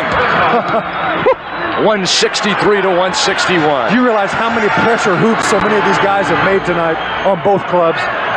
28 points for Junior Bridgman, and trailing by 2 Banks to Bratz.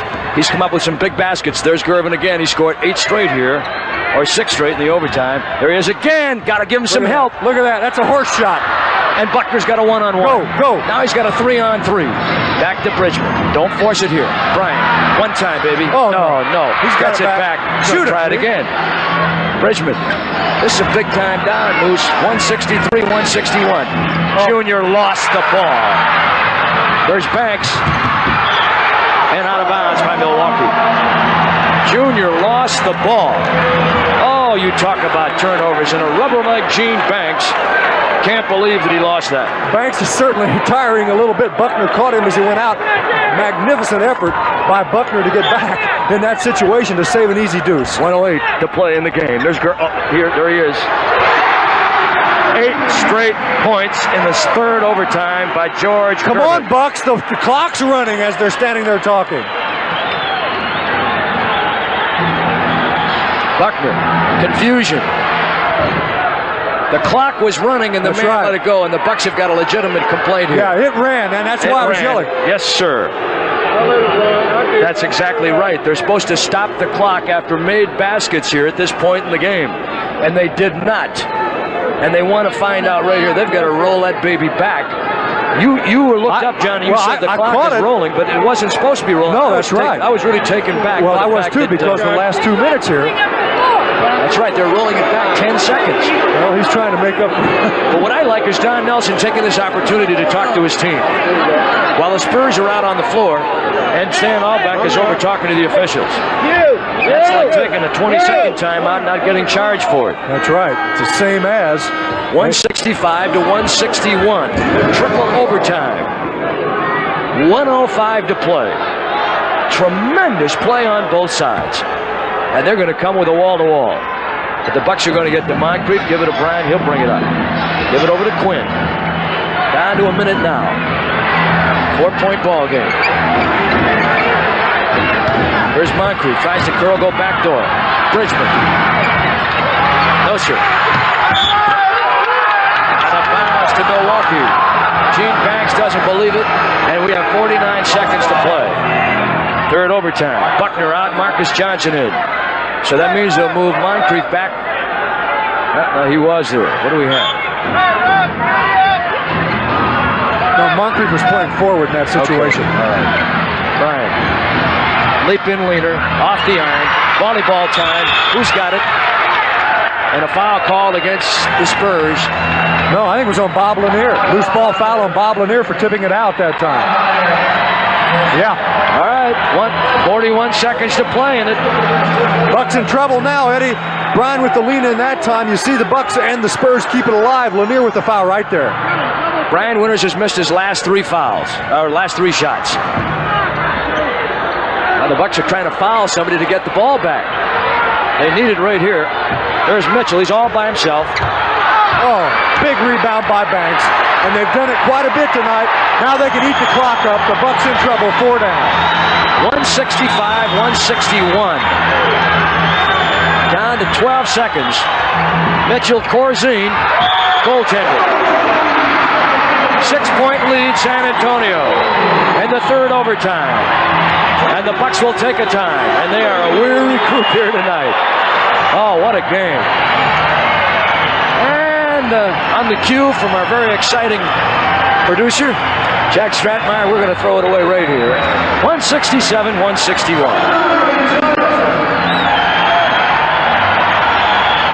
This is the third overtime, folks, if you just joined.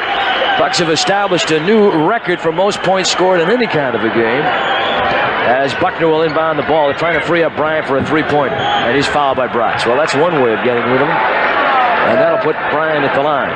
1 plus the penalty, and that's a good foul, John. Wait a minute. Come on, Terry Durham. You got to be informed that that is the 4th team foul, and now you'll put Brian Winters at the line for a 1 plus the penalty. It is a good foul. That way they'll give up the 2 easily rather than giving the Bucks 3 and only leaving them 3 away. Consequently, you give up the 2. That makes the Bucks more than a 3-point shot away if Brian makes both. I'm surprised Brian can even raise his arm up at this point. His previous season high was 40. He's got 41. We had him on TV the night he hit 40 against Denver. Brian Winters with 42. And they try and inbound. Nope, they won't. They're going to call a timeout. And Stan Albeck and the Spurs have really done a nice job here tonight. They've really done a nice job. Timeout, 167, 163, triple overtime.